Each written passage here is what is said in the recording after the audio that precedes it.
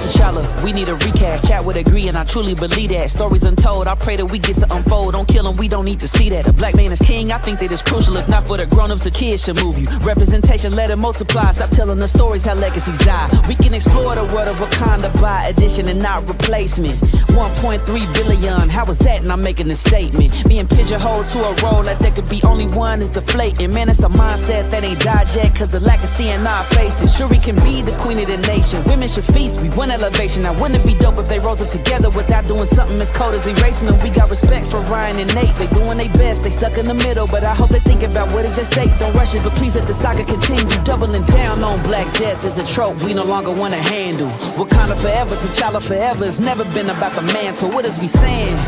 This ain't about Phantom and getting my way. It's all for the love, it's not for the hate. No matter what people are trying to say, we cast T'Challa.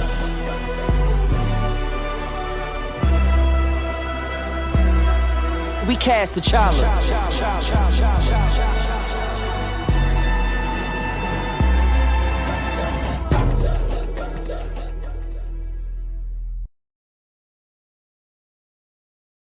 Kind of forever, T'Challa forever. It's never been about the mantle. What's up? What's up? What's up? What's up? What's up? What's up? What's up? What's up? What is up? How are y'all doing today? It is Friday, and y'all know what that means. We about to have us a good old time today, because we are going to talk about all the news and all the fun stuff that has happened over the week. If you are joining, and if you were here last Monday, we tried to do like a recap and everything of all the news, but unfortunately, the K people, because apparently I can't talk about three people. I can't talk about Beyonce, can't talk about Kardashians, and I can't talk about racists. I'm still gonna talk about racists, but they sent the Black Widows out for your boy. They had the technical glitches and everything, so we gonna come back again and we gonna try it again. So I'm gonna go back and talk about some of the news from the other week, and I'm gonna talk about stuff that happened this week. And we are definitely going to overcome. So let's see. I had some other housekeeping notes. One thing as a heads up for you guys, next Friday, we are not going to have a live. I don't know when I'm gonna have it. I'm either gonna have it on Thursday or I'm gonna push it to Saturday. Reason being, it's kind of like a special day. It's no big deal or nothing. It's my birthday next week, so whatever. I'm gonna go out with the wife. We gonna have some, a good time and everything. So no live on Friday next week. But I will schedule something either that Thursday or on that Saturday. So be sure to stay tuned. Hopefully I will also have a nice little announcement tied along with that for you all. So I hope to see you all next week during that time. So it's just gonna be a nice way to kind of like tie the good birthday for next week and some good news as well. So I'm gonna try and save all of that for then. But let's see, was there anything else? I think that might be most of it. So before we get into some of the news today, I also want to tell y'all, like, there was so much stuff to cover, and so much stuff from the other week that I didn't get a chance to cover. I'm gonna ask y'all now, forgive me for not being as organized. I got as much stuff as I could possible, but I'm gonna be trying to wing it most of the time today. So just kind of bear with me. I know y'all were patient enough to hang out with me last time while we were having technical difficulties, but I appreciate y'all regardless. So just giving y'all a heads up. So let's give some quick shout outs to the people that made it in before we get started. We got my man Tame. Brother, thank you so much for making it out. I'm hoping you recovering and everything is doing well for you. But thank you so much for being here. Screaming Monkey, thank you so much. Appreciate you for being here as well. Deborah, starting it off early. Thank you so much, Deborah. I appreciate you. Always coming through with the contributions to the channel. Really makes a difference, and thank you so much. She says, hello, E-Man and E-Family. Hope everyone had a wonderful week. Catch you on the replay. Can we get a Kobe update? Recast T'Challa. Shout out to the replay gang, by the way. Kobe update. What happened with him? So, yeah, Kobe almost got kicked out. Yeah. Kobe was finna get put out. It was almost done for Kobe. Like Kobe was like, he was finna be given away. Like that's he almost crossed the line, and that was almost it for him. I can handle the little accidents. I can handle acting out of pocket once in a while. But Kobe was finna get the boot. Let me explain what happened. Now, y'all recall the fact that Kobe, you know, he's what are we in now? We in September. So he about to be 8 months old, right? And I told y'all, Kobe is kind of developed over time, right? Like he would start getting his bark, you know. So, you know, after one ball dropped, he went from rip to you know, so he feeling himself a little bit. And there's this thing that Kobe does ever since he was a puppy that I have tried to discourage. And it's something that a lot of dogs do, especially puppies. And that's like run up on people looking for hugs and, you know, pets and all of that. Like it's intoxicating for young dogs. They got to get the rubs, they got to get the pets. I get it. I understand. But the thing is, I try to control that urge from him to do, you know, through the obedience training that we go through, because everybody don't like dogs, and you can't just be running up on everybody, right? Like you can't just run up on somebody and put your dirty paws up on them and stuff like that. Now, if they call you and they tell you to jump, okay, that's fine. But I need him to understand you can't just jump up on everybody. So that's a work in progress, right? So now he's in his teenage years, right? Like he's or teenage months, whatever you want to call it. And one thing Kobe likes to do is play with my daughters, right? Like he will play with the youngest two. They run around, they playing with the balls, the little ropes and stuff. That's fine. They've been doing that since he was like little, right? No big deal. Until this one day, I'm sitting on the couch. I'm watching the kids play with Kobe. I'm watching Kobe play with them. And remember, I said I don't like it when he jump up, right? But sometimes they be playing with the thing like, hey, Kobe, jump, you know, and then they make him want to jump. Okay, I get that. I'm watching him play with my little girls. And I see him jump up, but this time he's holding on onto the back of one of my daughters, right? Again, nothing crazy. They've been doing this. Except this time, I've seen this little dog start gyrating his hips and start throwing some pumps in the air. And I said, what the heck? What? Kobe? Did you just try and dry hump my little girl? Bro, you finna go. You got to go. I told him from the jump, you got 2 more pumps before you out of here. Because that ain't finna fly around here. No, I don't even want him here. Not look. Hey, he here now. Lay down. Yeah, I'm talking about you today. Go to sleep. Because now I'm mad all over again. You got 2 more pumps. And they better be accidental pumps. So he was about to go. Listen, I called my wife and I was like, yo, Kobe going, he got to go. He out of here. It's either that or snip. Something gonna give. It ain't gonna be no more pumps. So anyway, after we had this little one-on-one conversation, ain't been no more humping around here. That's all y'all Kobe update. That's it. Man, y'all gonna get me mad all over again. You not finna come in my house and start humping my daughter in front of me too? Nah. Anyway, that's y'all update. Thank you so much for that. Appreciate you so much. Let's see who else is here. Miss Harper. Thank you so much for being here. Appreciate you. Hopefully you made it back from work. Kobe, you smell like outside. But anyway, thank you so much. Appreciate you. William Davis is here. Thank you so much for making it. My man Stamina is back. Thank you so much from across the pond at that.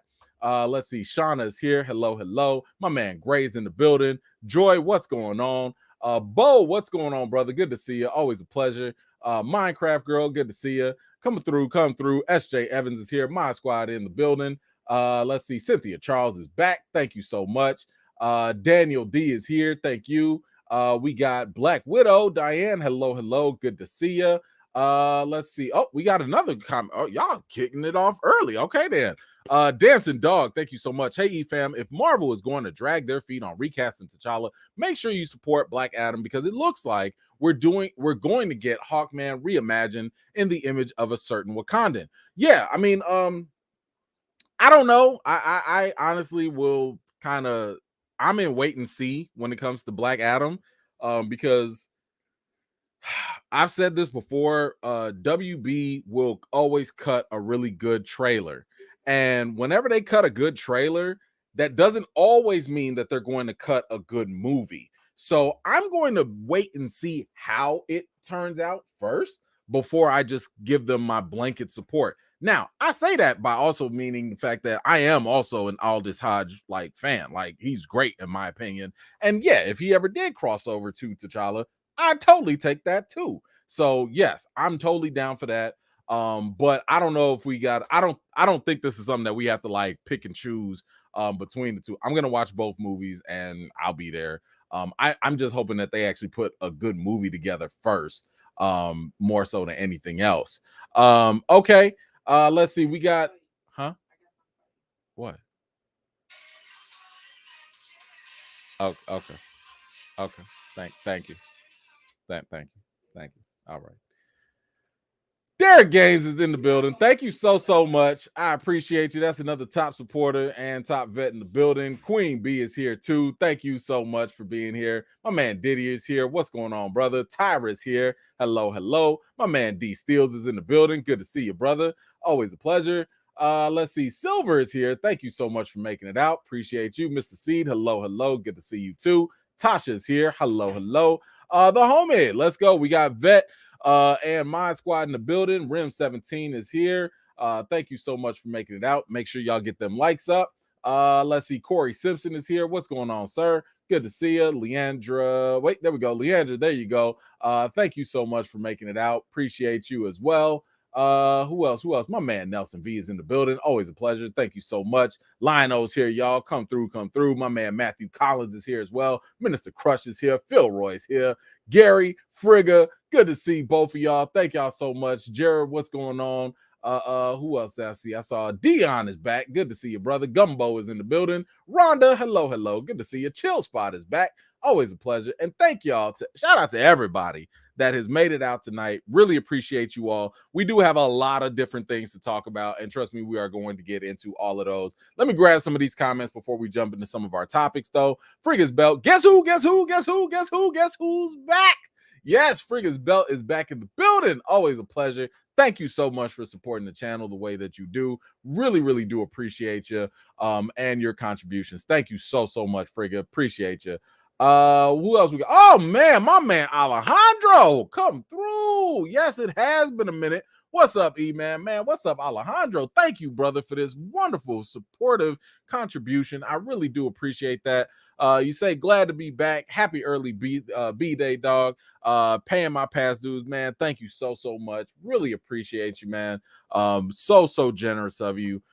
Thank you for real. That is so kind of you to support the channel that way, man, for real. But thank you so much for that. Frigga's Bell back at it. Birthday. I guess you know what that means. Bands make them dance. Oh boy. Thank you so much, Frigga. I appreciate that. Thankfully, ain't nobody about to hit me with nothing right now, so I think I'll be all right. But thank you so much for that, Frigga. I really do appreciate you. Definitely means a lot. Let's see. Puma's back at it. What's up? It's Freaky Fridays, and we're here to recast T'Challa Love. You all, the battle is real. Avengers assemble. Let's save T'Challa. Leave Kobe be. Listen, Kobe need to leave other things be. Okay, Kobe. Listen.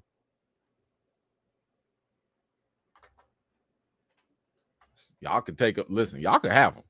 Y'all can come get him. I told you he got 2 more pumps, and that's it. Y'all can have him. Thank you for that, Puma. Dion, back at it. Thank you so much. What's good, E-Fam? Currently in recovery mode. Just had a colonoscopy. Oh, yikes. But when I'm healed and get my car out the shop, I plan on taking my daughter to see the Woman King. Okay, all right. First of all, hoping that you got a speedy recovery on that. By the way, make sure all of y'all go get checked out because it never hurts. And you'd rather know than not know. So shout out to you for being proactive with your health. And yes, I am going to give you my review for The Woman King a little bit later in this episode. There are some things that you really need to know before you go watch this movie. So please stay tuned, and I will drop my review a little bit later. But thank you so much for that, Dion. And again, speedy recovery for you there, sir. Who else we got? I think, are we caught up? I think we're almost caught up. Well, we got AJ. Thank you so much. E-Man and E-Fam, long time no see. Yes, it has been a while. Don't get rid of the puppy. Just make him see a nice vet. Yeah, listen. I think we do want to breed him. So we just gonna have to work this out. I'm gonna iron these things out. I know some people like, oh, it's natural. They're gonna do this. I'm like, not on my watch. He better go do that in the kennel by himself. Cause ain't nobody you're not gonna do that in public. You're gonna respect yourself in my house. Okay. So like, look, now after he pump out some puppies, pay a couple of them bills, earn his keep around here. Then it might be time for snip, but not yet. But anywho, let's get on to some of the early topics that we have. This is a little bit older, but we've talked about this before. Marvel has had the issue with VFX for a long time. And we've talked about this back and forth about how they don't really give their artists enough time to finish the actual VFX, in the movies or in the TV shows. We've talked about how, the artists feel overworked and sometimes they just can't just get the work done in time. Well, apparently, and we also talked about how Marvel has started to diversify a little bit. They're starting to mix things up. So now, rather than putting all this work on one studio to help them with their effects, they're divvying out the work, which is smart. Let one person do one scene, another team do another. Like, cool. Like, that's fine. They get their own time to finish the stuff. So now that they have the time to actually finish up these effects, it looks like we actually have some upgrades to Thor Love and Thunder. So Thor Love and Thunder, I don't know about y'all, but there were some questionable things that were done with the CGI. So one of them was with Heimdall's son, right? And if y'all recall, that was Heimdall's son. This is what they released in theaters. This is what they thought was like, you know what? We just finna run with this. This was it. This was $100+ million movie. And this is the high quality version too. This was it. So now, if you go on Disney Plus, you can see the upgraded version of some of the VFX. And this is what it looks like.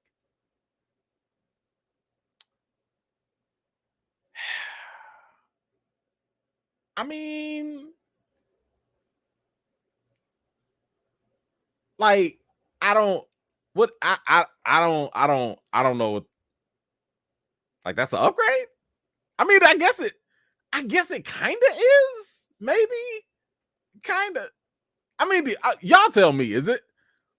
I mean, I feel like all we did was go from black and white with a little bit of color to standard TV. We didn't even get to HD. This ain't even 4K. And they almost got him looking like a black baby Jesus in here too. Like, the only vibes I got from this was just, what was it, from Good Times? Remember when they had that picture of Jesus, black Jesus on the wall? It looked like somebody just photoshopped something like that and put it up. Marvel, what are y'all doing? Like, what? Nobody is I don't understand. Like, nobody's putting pressure on them to do these things. Like, y'all, why don't y'all just take y'all time? Just take your time. Because even in She-Hulk right now, which is out, some of the CGI is still not all that crisp. Now, they fixed some of it, like in the first episode or two. Like, they fixed some of it, but in some of these later episodes, it ain't done. It's not done. So I don't know. Y'all tell me, is this a good upgrade? Is it a medium upgrade? Do you not even care? I don't know. Y'all let me know. How do you feel about whatever this was to whatever? Did they give him a haircut? I think they ain't even line him up. They bogus. How you not even gonna line my man up if y'all gonna fix his hair? Y'all could have lined him up at least.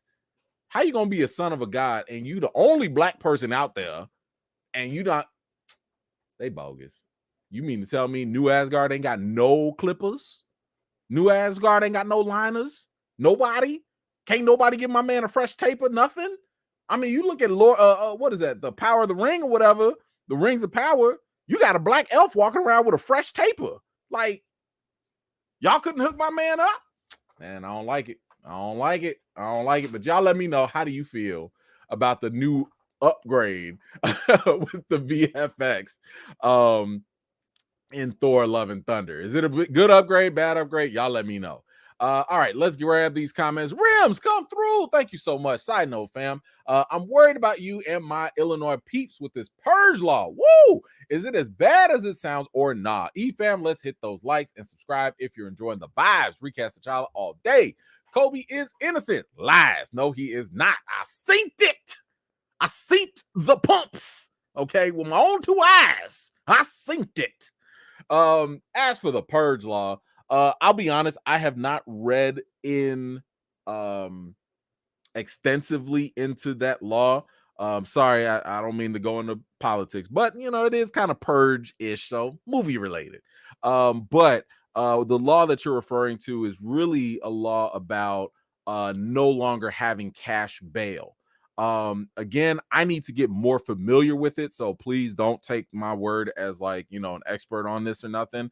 But from the bits of the law that I actually did read, it sounds like a whole lot of police reform. It sounds like a whole lot of police accountability. Hey, you can't go tamper with your body cam and then all of a sudden it malfunctions. Hey, if somebody lodges a complaint against you, the police officer cannot know the name of the person or the other officers that did something that complained. Hey, if there's a officer that's acting like Derrick Chauvin and acting out of line, the other officers have a responsibility now to step in and do things. And yes, there is that provision about no cash bail, but for only certain offenses. So if you were a burglar, maybe you don't need to sit in jail for 4 years before your actual trial. Because that's from the people I've heard, the attorneys I've heard speak about it. They're like, yo, it's messed up that people have to sit in jail for like months, weeks, years, you know, sitting in jail because they can't afford bail. They lose their jobs, they mess up their lives and all that. And then all of a sudden they go to trial and they're innocent or whatever. So it's kind of like a give and take type of thing. I do hear more scary, fear-mongering news about it. But anyway, that's just my quick take on it. I think that if it helps more people than hurts, I'm down for it. But again, I need to get more familiar with it myself. But I don't really get the sense of the purginess from the law, not from what I've read anyway. But anyway, thank you so much for that, Rims. I appreciate you. Let's see. Frigga, what you got? I accepted the explanation about how he hadn't yet learned to control his powers. Okay, that's cool. That's cool. I'm fine with that. I accepted that too. That's fine. I wasn't tripping over that. Let's see who else. Dion, what you got? I'm not expecting it to be historically accurate, but I plan on using it as a tool to teach her about Black history and the Kingdom of the Domi, part of the transatlantic slave trade. Good, great. Like that's exactly what we should do whenever we're engaging with any type of film that touches on actual historical events, because films can twist things, manipulate things, change things, and it's very important to go in there as knowledgeable as you can, because a lot of times the movie may or may not let people know that, and unfortunately some people don't go some people will just take whatever the movie says and run with that. So yes, good point. Good on you. I think that's exactly the way you should do it. Thank you so much, Dion. Appreciate you. Marsharise, thank you so much. Good CGI. Couldn't save the poo movie. Refund me. Well, you're not wrong on this. You're not wrong on this. That. Listen, the CGI was the least of my issues when it came to Thor: Love and Thunder. This movie has so many other problems that that was the last. I didn't even care about how bad the CGI was. I didn't even care because I was mad that y'all just treated Gore so poorly. I was mad that y'all wanted to make everybody goofy and stuff and silly and yes. So totally, I'm with you on that. Thank you. Frigga, what you got? They should have gotten a barber from Sakar who shaped up my son's mane. Right. I was angry at first, but it was a good look. Right. You got aliens and Sakar, and they was fading up my man's Thor and everything. Y'all couldn't bring no clippers. Not one magical blade of clippers. Nobody. Man, listen. Frigga, you on point with that. Thank you so much. Thank you for reminding me about that. Let's see. Low key. Hey, man, I'm behind on all of this, but I enjoy hanging with you and the crew. Thanks for your time. Low key, thank you for spending time with us. It is very, very great when we all could come together and talk about these things. It is like one of the highlights of my week. So thank you for joining and thank you for supporting the channel the way you just did. Thank you so much. Come through, my man, Classic Bo. Okay. What's going on, brother? Thank you so much. I'm sure you're going to talk about it later, but I'm going to be in the replay gang. So quick thoughts on things. Love The Woman King, 10 out of 10. It should have been promoted better. Secondly, I am done with Rings of Power. Super boring. So I am going to talk about it later, but I will talk about what you just said at the latter part with Rings of Power. I ain't going to lie. Have y'all seen me throw up a live to react to Rings of Power? Reason being is every time I even think about it, I fall asleep. Because I'm sorry, but Rings of Power, it is boring for me. And that is coming from someone who read the books, watched the movies. Okay, so it's not like I'm just some outsider here. Like, I was in there, but it's just not enough. And this is what I kind of tell people about Rings of Power. Rings of Power lacks what Game of Thrones had. What Game of Thrones had, because keep in mind, when Game of Thrones came out, I was like, nope, not for me. I'm not with that Dungeons and Dragons and wizards and medieval times. I don't like none of that stuff. I'm not even going to give it a shot.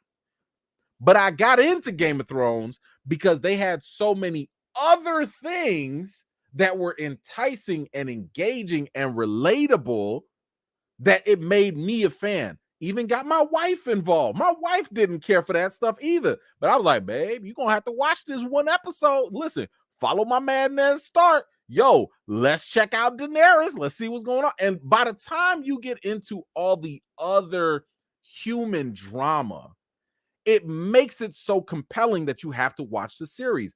Rings of Power does not have that. What Rings of Power excels at and does a very good job at is catering to hardcore fans. And this is not a bad thing per se for the fans of the show, but it's not a good thing to do, in my opinion, to grab new audiences. Because if your show is dependent on me having to remember that this one character was the person that did this thing in the second movie of the trilogy, and even though he was only talked about for 3 seconds, I don't care. Because I haven't seen the movies lately, and I'm not about to sit here and go rewatch 15 hours of The Lord of the Rings just so that I can catch 2 or 3 references in your current show. I'm just not going to do that. It's not compelling me to do that. So now I'm actually having a better time watching other YouTubers and other people do recap videos on this than I am actually watching the show. That's also not a good sign. I should be more compelled to watch your show and then go watch other stuff as supplement. But at this point, I don't even have a rush. I don't have a need to hurry up and go watch Rings of Power.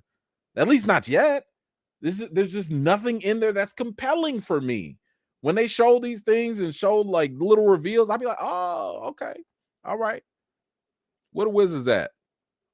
Where Gandalf at? Where Sauron at? Where Saruman at? Like, I listen. I don't care about them horrorfoots. I don't care about them elves. I don't care. I don't care about the men in the realm. I don't. I just.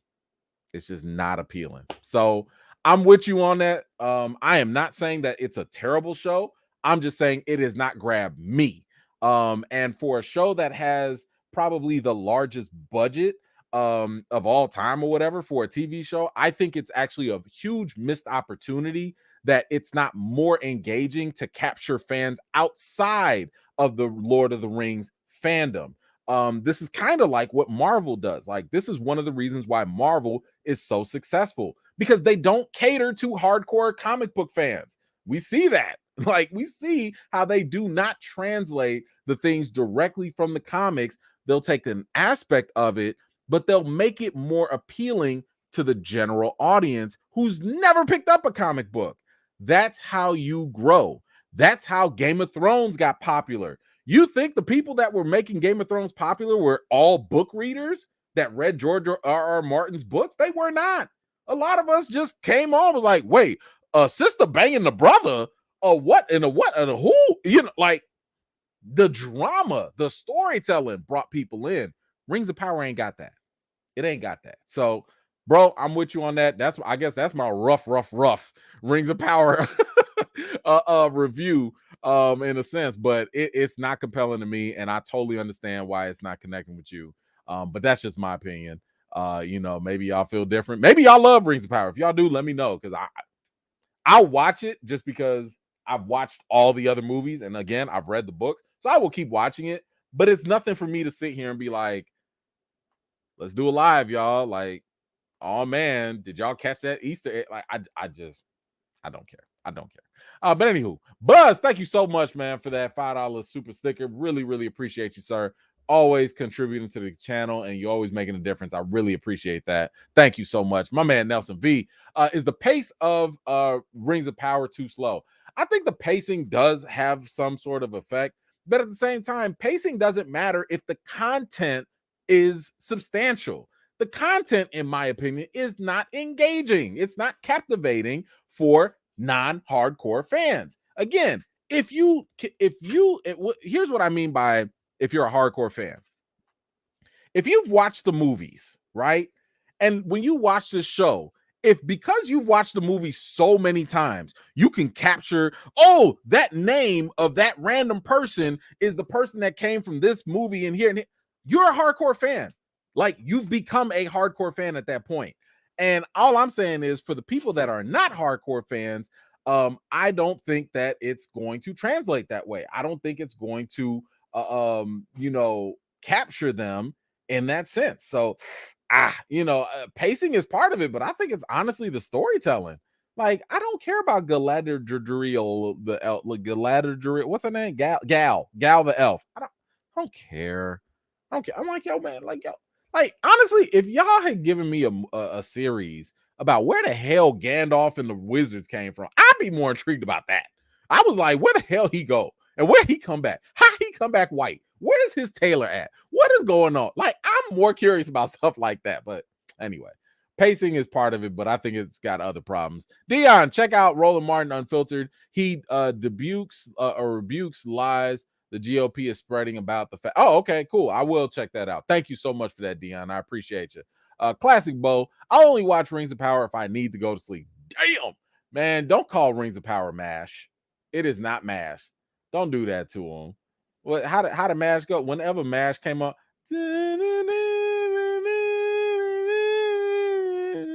I don't even know how the song goes because I always fell asleep. The second the song came on, I was falling asleep. I knew that was the time to go to sleep when MASH and that listen, I didn't even make it to the opening credits. Whenever MASH would come on, all I saw was a helicopter flying and the song, and my eyes, that's it. I don't even know. I've never seen an episode of MASH ever. My wife loves it, and I'd be like, I can't even get past the credits. So, yeah, I'm with you on that. But don't make them MASH, man. They're not MASH. They're not that bad. Thank you, Bo. Appreciate you. Dion back at it. To each their own, but Rings of Power has me hooked like a junkie on crack. And that's great. That's great. This is what I'm trying to say. I'm not knocking Rings of Power for everybody or for any. I know people that love this show. What are you doing? Go back to your bed. Bed.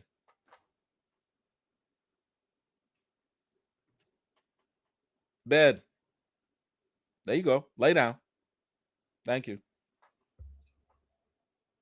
Sorry. I'm not knocking this for the people that love it because I know people that genuinely love Rings of Power and I'm happy for them. I'm just saying for myself, I don't think that it has the mass appeal. And if we're being honest, I don't really see a lot of water cooler talk about Rings of Power. Like Game of Thrones, I had people that I didn't even know watch Game of Thrones talking about that at work. I've seen the chatter online. I've seen people talking about it amongst their friends and stuff. I don't see that with Rings of Power. That's what I'm saying when I say like it doesn't really go beyond like the average person or general audiences. It stays in the circles, and that's cool. I'm happy for the people that have been loving Lord of the Rings and all that, but I don't think it's I think it's just for y'all. Like, and that's great. If y'all have a good time, happy for you. But thank you for that, Dion. I appreciate you. Let's see, Nelson, what you got? Me being a non-fan enjoyed Rings of Power. Cool. That's great. That's great. Like I said, I'm gonna watch it. And here's the thing: we're only 4 episodes in, so I'm hoping that it turns up a little bit more. It just hasn't got me yet. Not yet. You know, I don't hate it, but I'm not running to go see it either. You know, but anyway, like I'm more excited to go watch House of the Dragon than I am Rings of Power. You know, but again, I watch both, so whatever. But thank you so much, Marsh Reese. Leave my show alone. You made me watch Boba Fett. First of all, Boba Fett tricked all of us. Okay.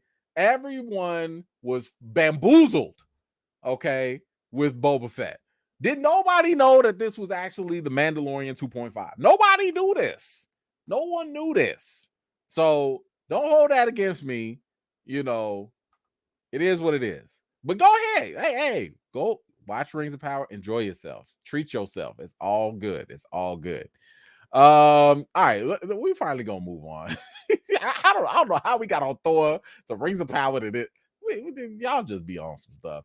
All right, so what do we have? So yes, as I mentioned before, I went to D23 back in when was this? This was like last week or whatever. So I went to D23. So there, you know, obviously y'all heard a lot of the updates that happened already. So you know, I'm not gonna go over every single thing.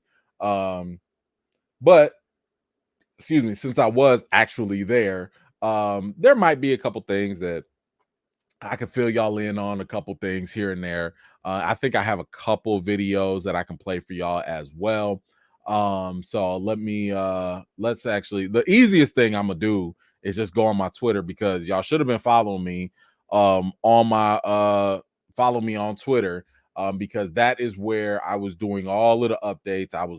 Listen, the Twitter fingers was hot, you know, like, and when I say it's work, like people think, oh, you flying out, you traveling. Let me tell you something, it's tiring. Like you be standing in long lines, you be having to sit there and like, you know, record stuff and type things and like it's a lot. It's work. It's work. I'm not acting like it's manual labor or nothing like that, but I'm just saying it's more work than it is play.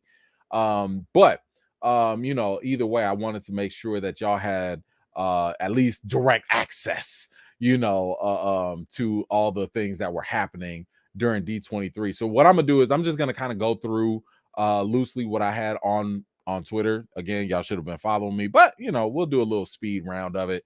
Let's see where we at. So this was me just going ahead, sitting in the crowd, all hot and sweaty with all the rest of the media and stuff. Cynthia Erivo came through, and she was she sang When You Wish Upon a Star, and that was fun. That's cool, you know, no big deal. She's like really, really good. They showed the new Disney 100 logo that y'all gonna be seeing in new movies and stuff because Disney's gonna turn 100. Hocus Pocus 2, they played the trailer. The trailer's out already. Here's the thing, they already kind of announced this, but at the same time, it was kind of like they wanted to just show a little bit more. But it's fine. It's whatever. It wasn't like the craziest thing in the world. Haunted Mansion also came out with some leaked footage, or not leaked footage. They showed some first footage of Haunted Mansion, and then Jamie Lee Curtis was also she made an appearance while she was there. The thing is, the Haunted Mansion, it definitely has a lot of celebrities, a lot of actors that are going to be in there. So that is definitely something to like look into. Now, this was one thing that really started to get people talking, and that is Mufasa. So, Barry Jenkins is directing Mufasa, and this is a prequel to The Lion King, right? So this movie takes place when Mufasa is just a kid. And the thing that got a lot of people going was the fact that he said that Mufasa was an orphan, and he does not have, like, the trailer or the footage was basically like there isn't even a drop of royal blood in him like before this. So, I know a lot of people were kind of like upset about that because at the same time, The Lion King is based off of, like, I don't want to say a true story, but like an actual story. And Mufasa wasn't he was still a king. You know what I'm saying? Like, I don't know. So clearly Disney is reimagining this a little bit. They are changing this a little bit. But this is going to raise a lot of questions. I mean, does that mean Scar really should have been the king? How did Mufasa end up becoming king if he was an orphan the whole time? Like, what does that really mean? So anyway, it was just kind of interesting that they decided to go this creative way with it. They're clearly changing his origin story for Disney's purposes. Why, I don't know, but I will say the little footage that they did show, it is gonna still be the same live action type of animation that they had in the last Lion King. So it's not gonna be animated or whatever. It's gonna be that very CGI heavy looking one. So it looked okay. It looked all right. Like, it was nothing too crazy in there. Rafiki was in there, so that was cool. Because Mufasa was still a cub, and Rafiki, obviously lives long. And of course, you also get some other you get Timon and Pumbaa in there as well. So I'm assuming that this might be kind of like flashback storytelling in a way. But anyway, there you go. But yeah, I mean, I see some of y'all talking about Scar should be the rightful king. Yeah, I mean, like, maybe, but we'll find out. But that's what they are doing. That's their plan. The Little Mermaid came out. Listen, Halle Bailey came out, and they showed a clip. I know y'all saw this in the trailer, but they showed a clip of the full clip of her singing Part of Your World. And I cannot stress to y'all enough, all the racists out there are finna be quiet. Everyone is gonna be so quiet when you hear, because if you know Halle Bailey, the girl can sing. You know this. But this girl, she was singing that song, and I was just like I'm looking around the room, everybody's jaws are dropping. I'm looking at my arm, I'm getting goosebumps. She was singing, okay, and that, honestly, that's all you need. I told y'all, this is all you need as a Little Mermaid. You just need to be able to sing, and you got to swim, and she can do both, and that's all that matters. So you're gonna hear all this talk. By the way, I saw some nonsense about, like, the Little Mermaid trailer was had like 1 million dislikes and stuff. That has to be clearly Photoshop, because if you notice, YouTube got rid of the dislike button. So, like, I mean, you can still dislike something, but you can't count it anymore. So clearly somebody made that up or Photoshop that in there, because racists got to be racist. But it's all good. Listen, if I'm Disney, I'll just go ahead all the way. Make them all the way mad. Just call her the Little Mermaid, Lil. Just call her Little Mermaid and really piss them off. I think that would be great. I would love it. I would crack up if they did something like that. My goodness, that'd be so great. Let me grab this comment I saw a little bit earlier. I don't want to get too far down. Hold on. There we go. Tyra, thank you so much. Not too much on MASH now. When I worked at a nursing home, that was my show. Made me love westerns and soap operas too. Listen, you sound just like me when I had to watch TV with my grandma. Okay, I love me some Prices Right. I watched me some Jeopardy and Wheel of Fortune. I think I had to watch some Matlock. And I also had to get on Days of Our Lives. So I completely understand what you mean. But no, MASH was not it. No, MASH was it was not it. But if you love it, that's okay. Okay. I'm just saying it wasn't for me. It hit your boy like some sleepy time tea. That's all I'm saying. But that's all good. Thank you so much for that, Tyra. I appreciate you. All right, let's see what else. Oh yeah, okay. So we got the Little Mermaid. Racists are mad. Whatever. They'll be all right. Elemental was a new show, new movie that was coming out. This definitely had the Zootopia type of vibes to it. It's pretty creative too, like in true Pixar fashion. The main characters are like different elements. So you have people that are fire, people that are wind, people that are water, people that are earth. And it's another way for them to kind of talk about different relationships, different things. Obviously, fire and water don't go together, but they kind of got a thing for each other. So it's like, how do they make it work? So, this could be an interesting way for them to talk about race, maybe different dynamics, like that. But it's very creative and something original that Pixar is known for. So I think that that's actually something I'm looking forward to and pretty dope. Let's see. Then they also have Win or Lose. This is also another little cool thing from them. And it's one of those things where like they're going to look at different perspectives from all these little characters. This is going to be more of an emotional thing. It's actually pretty cool from the footage that they showed. And the main story is about this team that are doing like baseball or whatever, but each person goes through an individual situation. The situation is the same, but we get different perspectives. And that, again, shout out to Disney for being a little creative with that. Elio, and this was all right. I don't think I'm going to watch it, but it's basically about this little kid who makes first contact with aliens. And once he meets aliens, he becomes the ambassador for all Earth. And whatever, like it's whatever. This is what got me excited. What this right here, Inside Out 2. Now, this right here, I'm ready for it. I have said for a while now, Inside Out is one of the best animated movies I've ever seen. Like that movie, I will watch with my kids multiple times because Inside Out was so creative. It was so magnificent.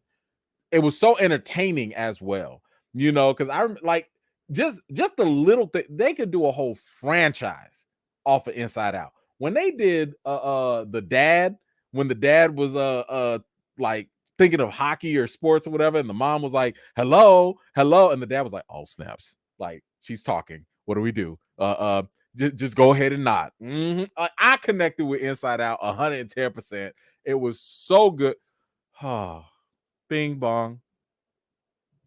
Bing bong. Oh man, bing bong.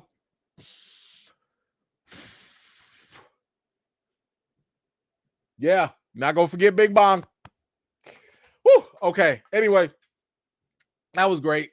Loved it. But yes, the fact that they're doing the 2 and they're about to make it about Riley as a teenager.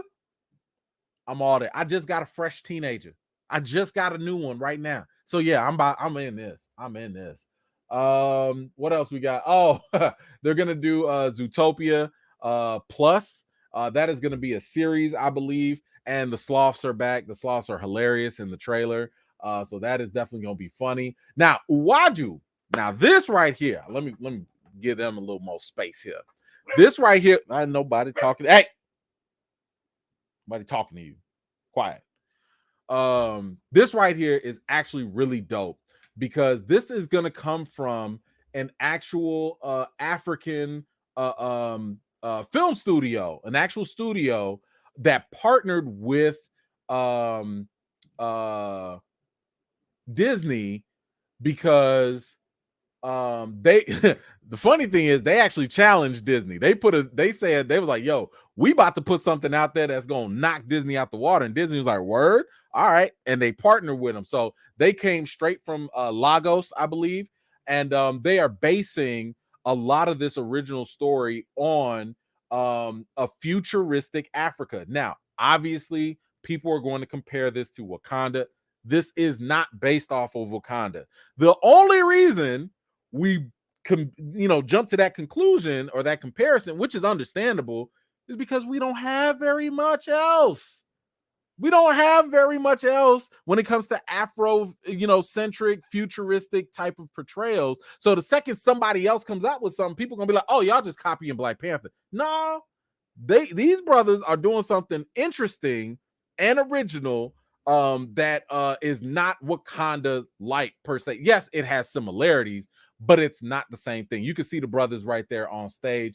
Those are the actual creators. But yes, they said that this is going to be like a love letter to Lagos. And it's gonna, like, that little chameleon thing is actually a robot. And it's really dope. Like, the little footage that they showed was really dope. I am totally giving this a shot. This is definitely going to look really good on screen, and I think it's going to be great for Disney Plus. I can't wait to watch this with my girls, to be honest with you. Like, this right here, I think is going to make a lot of noise. So make sure you stay tuned for Iwaju. It looks great. The footage they showed was fantastic. And this is like a really dope original story that's going to dig deeper into characters and stuff like that, and show some real respect to the people of Lagos and so on, and the country of Lagos. So shout out to them. Yeah, this is just a picture of me. I told y'all this. Listen, this was only part of the lines. Them lines were a problem, okay? And that was just the media line. That was not the line all the way wrapped around the building, okay? But listen, your boy had to go there and do some work for y'all. What else do we have? We had the Andor panel. They came out on stage. Diego Luna said some cool things. He said that people was gonna be surprised by what Cassian is capable of, and that they're gonna drop the first 3 episodes for Andor. And on top of that, he said it's gonna feel like a 12 episode film.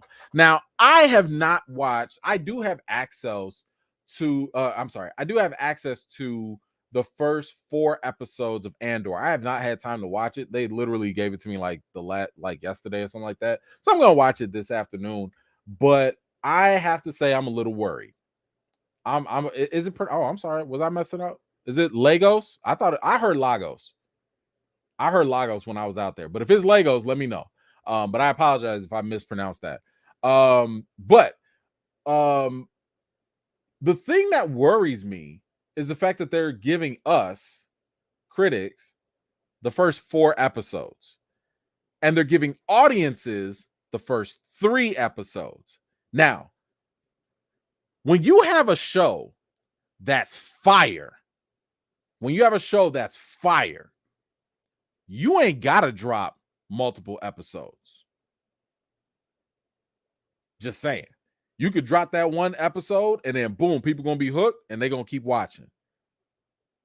The fact that they're dropping 3, all I'm saying is I've got a little bit. I'm a little concerned. So I've heard some mixed reactions so far from other people that have said it, that have seen it. So I don't know. I'll let y'all know. I will post my reaction to Andor on Twitter and on Instagram. So again, make sure you follow me. But all I'm saying is I just don't like that sign. I don't like the sign. Hold on. Did I get it? Okay, because I like good pronunciation. Legos. Thank you so much. I will take your word. Hey, I know you said that's your people, so I'll take your word. Thank you so much for that. Okay, so yeah, Andor is coming out. We'll see what happens. What else? They dropped the trailer for it. I'm not gonna lie, the trailer did not like grab me, but whatever. Willow, they showed pretty much the same stuff that they showed before. Which like this is kind of one of the reasons why D23, in my opinion, was kind of like a big letdown. Like, it was, matter of fact, it was kind of a failure. Like, I went to Star Wars Celebration, and when I went to Star Wars Celebration, I told y'all of all these different things that they brought out Harrison Ford, for Indiana Jones. They brought out Willow, Warwick Davis. They did all this stuff, and I was like, dang, okay, this is dope. And when I'm going to D23, all they did was rehash a lot of stuff that they've already announced. And I was sitting there, I was like, but this is y'all event. Like, this is y'all main thing. If any time, like whether it's Comic-Con, whether it's Star Wars or whatever, this is the time when y'all supposed to step out and show out. And all y'all did was just recycle stuff. It's kind of whack. And there's more of that later, but we'll see. What else do we have? Yeah, Bad Batch. Only real thing here is just that we're gonna get a 2-episode premiere, and they're gonna have 16 episodes. I like Bad Batch. It was cool. Ahsoka, they at least gave us the first image. Nothing really too crazy. We got the money team back out there, but again, they just repeated everything that they said at Star Wars Celebration. So I was like, why are y'all even here? Y'all like, what was the point? What was the point? Because even if, here's the thing, even if you went to Star Wars Celebration, right? The news of what got released was still shared. So if anything, by the time you get to D23, you want to have maybe a newer update. Maybe you want to have newer footage or more of it. That's not what happened. So like, even if you went to, let's say, Comic-Con, even if you went to Star Wars Celebration, if you pay the money, I'm talking about like for the people like that really pay the money. If you paid the money to go to Star Wars Celebration, or if you paid the money to go to Comic-Con, and you're paying the money to go to D23, you should not be getting the same content. That's not cool. You should be getting at least newer, more specific things at each event.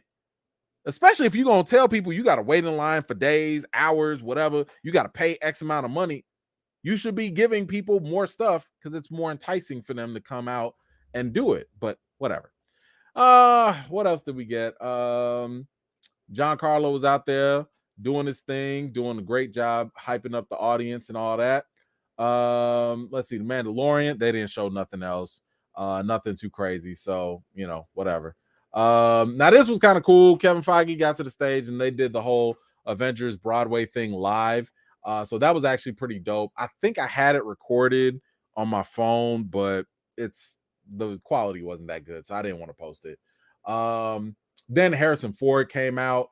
Again, you can go listen to this on my Twitter.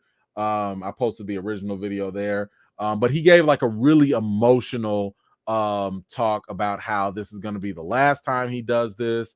He was getting really choked up about like the fact that, like they're coming together and they're doing this. Now, I will say that the little preview that they gave us looks really good. It looks like it completely ignores Indiana 4 with Shia LaBeouf. So it looks like that's like not even, I don't think they're going to even address it. But it was kind of cool for him to come back out and talk about it and really enforce the fact that like, yeah, that's it. And you know what? To be honest, I'm like, yeah, bro, like you're 80 something plus years old. I don't even know how they got him to do half of the things that like the stunt doubles was doing. They work. Cause I was like, God, he look old. Like he still got it. Indy can crack that whip and he still got, but my man look old.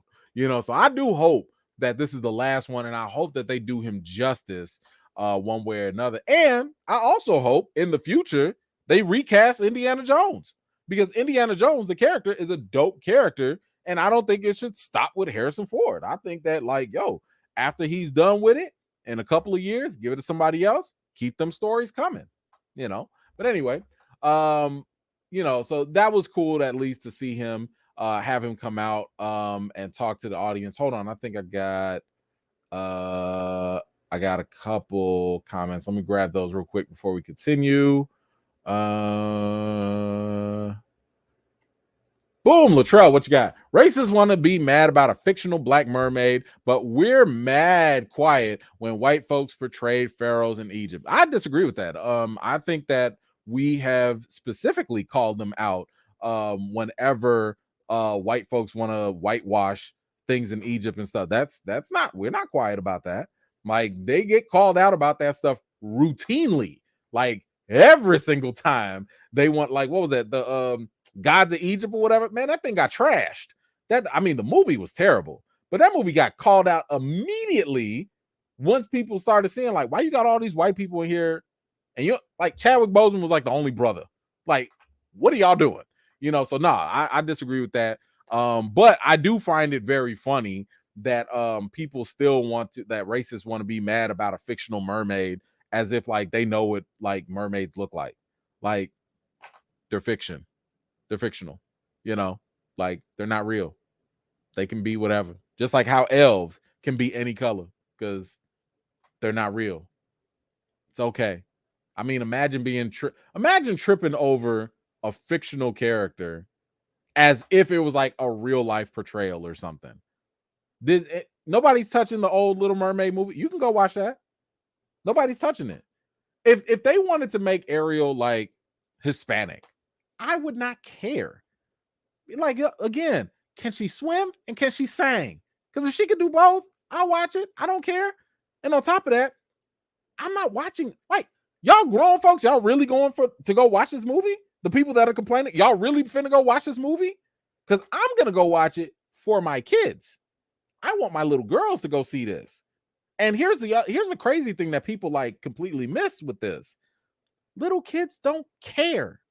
My little kid, I took them all the way to Disney World and they met Ariel, you know, little princess or whatever. They're like, oh, Ariel, oh. You think that they're going to care if they see another Ariel that's like black? They're going to be like, oh, that's Ariel too. Okay, cool. Great. They did the same thing with Cinderella. I showed them the original movie. They loved that. And I showed them the one with Brandy. You know, they love that too. Impossible. You know, like we singing along and everything. Like, little kids don't care. It's racists that be like getting I don't know, they jock straps all in a bunch or whatever over some fictional stuff. Like, I'm gonna need y'all to go work that stuff out. Life is too short to be tripping over fictional characters. Woo-wee. And then to be trying to do that dumb compare. Let me also give people a bit of advice.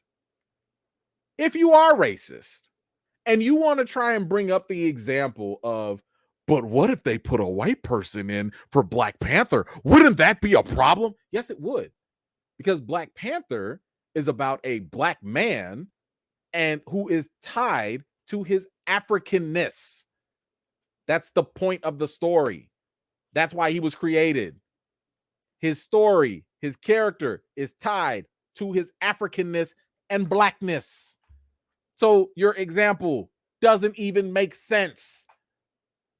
It wouldn't. The same way somebody were to say, what if they made, let's say, a better example would be like, I don't know, if they made George Washington Hispanic or an Indian person. No, that wouldn't make sense because George Washington was a clear white man. So in that case, you tie that to the character, and as long as it doesn't affect the story or the character, you can change the race up however you want. But stop bringing up bad examples like making Black Panther white. That's a stupid example. It's stupid. It's dumb. It's not applicable. Because the character and the race are tied. The ethnicity is tied. Mulan has to be Chinese because it's based off of a real character, real history. Like, that has to happen. Little Mermaid. Don't nobody care about Ariel's skin color. Can she sing? Can she swim? That's it. That's it. Anyway, thank you so much for that. Christopher, what you got? Only in the movies, E-Man. Because real lion prides don't take on other lion pride cubs, and the alpha male will kill the cub because it's not his. Wow. Okay. Hey, I don't watch enough National Geographic to know that. I'm gonna take your word for it, but thank you so much for that. That's okay. Cool, cool, cool. Who else? Who else do we have? MJ back at it. Good evening. Did you do the 2 trailers of Secret Invasion and Werewolf by Night? If so, what do you think of them? We did not watch them yet, but we will coming up. So thank you for that. Stay tuned. We are coming right up on that. Let's see, what else do we have? Wait, sorry. Oh no, you're all good. You're all good, Latrell. Puma, I grew up reading all kinds of mythology. I love African folklore and stories of Anansi, the spider, and I want to see this made into a movie. I'm with you on that. I mean, American Gods is out, like at least Anansi was there by Orlando Brown, or not Orlando Brown, Jesus, Orlando Jones. And I believe there's going to be an FX series that is going to we talked about this. I think it's going to deal with Anansi's children. I believe so. There is something else coming out for it soon. So don't worry. You will get that wish fulfilled sooner, hopefully, than later. Hold on. We got come through. Ty with the super sticker on time. Thank you so much, Ty. Really appreciate you. You always be on time with that super sticker. Oh, good. Thank you so much. My man Howard is back. Let's go. Is there any black character whose race isn't tied to their character? And can they be race swapped? A black character. Well, probably. I would say this though. The reason why you don't really okay. Well, let's go with the more recent one from the Wrecking Crew. The Wrecking Crew, and I could be wrong. One of the members is black and they swapped their race. Now, I don't really know that much about the Wrecking Crew, so I could be wrong on this, but I don't recall the Wrecking Crew members needing their ethnicity or race playing a part in their story. Again, I could be wrong on that. So any comic book aficionados, let me know. But I would say off the surface level, that probably isn't the biggest deal. But the one pushback I would give about taking black characters or any minority characters is the fact that, like, why would you even want to do that? Like, why? We've been pushing for inclusion and diversity because there hasn't been any for decades to centuries.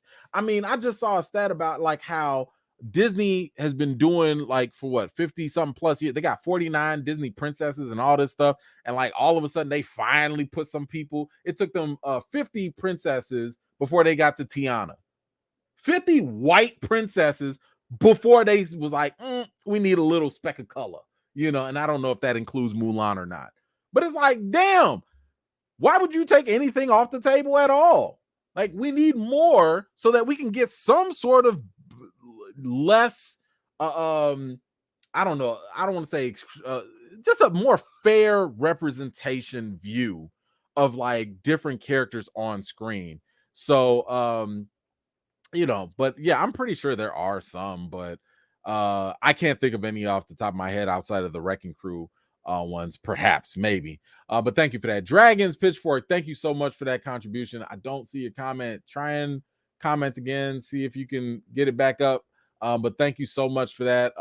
Really appreciate you. Tyra, what you got? Lord, they gonna be mad when her plays Belle. Woo, listen, her is also playing Belle.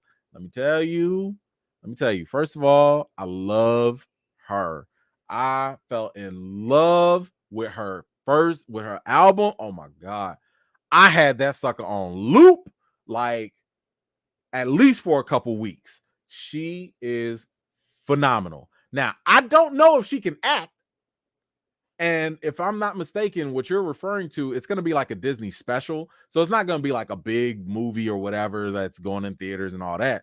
But if it's for like a Broadway special or whatever, again, you just need people that can sing. And she can sing. Okay? So listen, I'm here for it. I can't wait. all them people that's gonna complain probably aren't even gonna watch the special anyway. So let them be mad. If they want to be mad, let them be mad. I don't care, but I'm gonna watch because she is phenomenal. Puma, Annie was fire, played by a black girl in the live. Yes, she was. Yes, yes, yes. And that was actually really, really good. I like that movie actually. It wasn't like the best, but it was cool, and I like the fact that my girls again can see those type of things.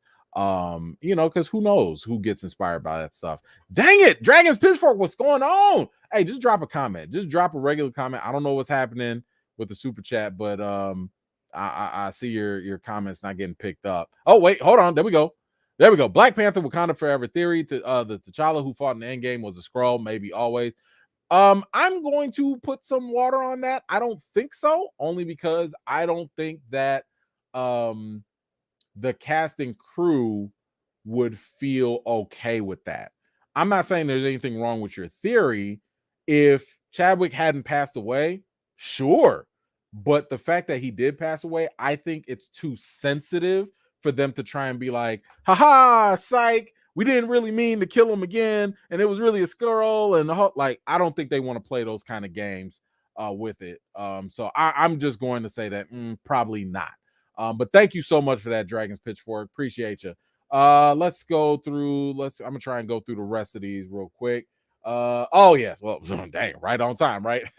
So we got Ryan Coogler. He came on stage. Of course, he said some kind words about Chadwick and how they were missing him and all that. They did show more footage from Black Panther Wakanda Forever. They did show in the footage, they showed another tease of, like I said, it's more booty thigh shots of who could be the Black Panther. The shot was nothing crazy. It was really just whoever the new person is jumping from up top, landing, and all you see from the camera angle is they booty thigh shot again. So you can't really tell. I still think it's Shuri. I would be willing to wager that it's Shuri, but whatever. Knowing this movie, they probably gonna give everybody the mantle because it's just about the mantle, right? So you can be Black Panther, you can be Black Panther, and everyone can be Black Panther, whatever.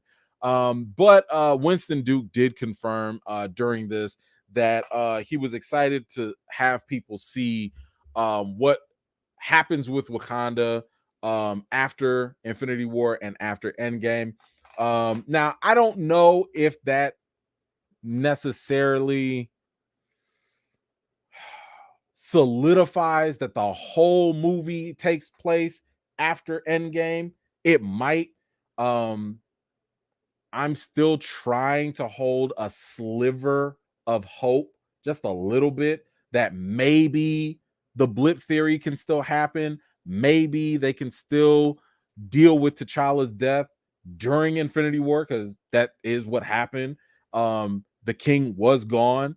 The queen Ramonda, she was by herself. Her whole family was gone. Wakanda was vulnerable. Like, all these things are more applicable during the blip rather than forcing the story to take place after Endgame. But again, that's a whole different story.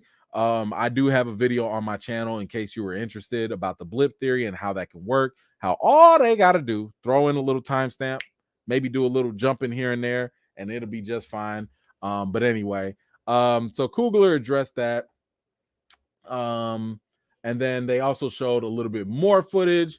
And in this new footage, it definitely shows, obviously I'm not going to go into specifics about it, but it shows you that Wakanda is nothing to mess with, and it's one of those things that for me reaffirmed the fact that I do believe that Wakanda Forever is going to be a very successful movie.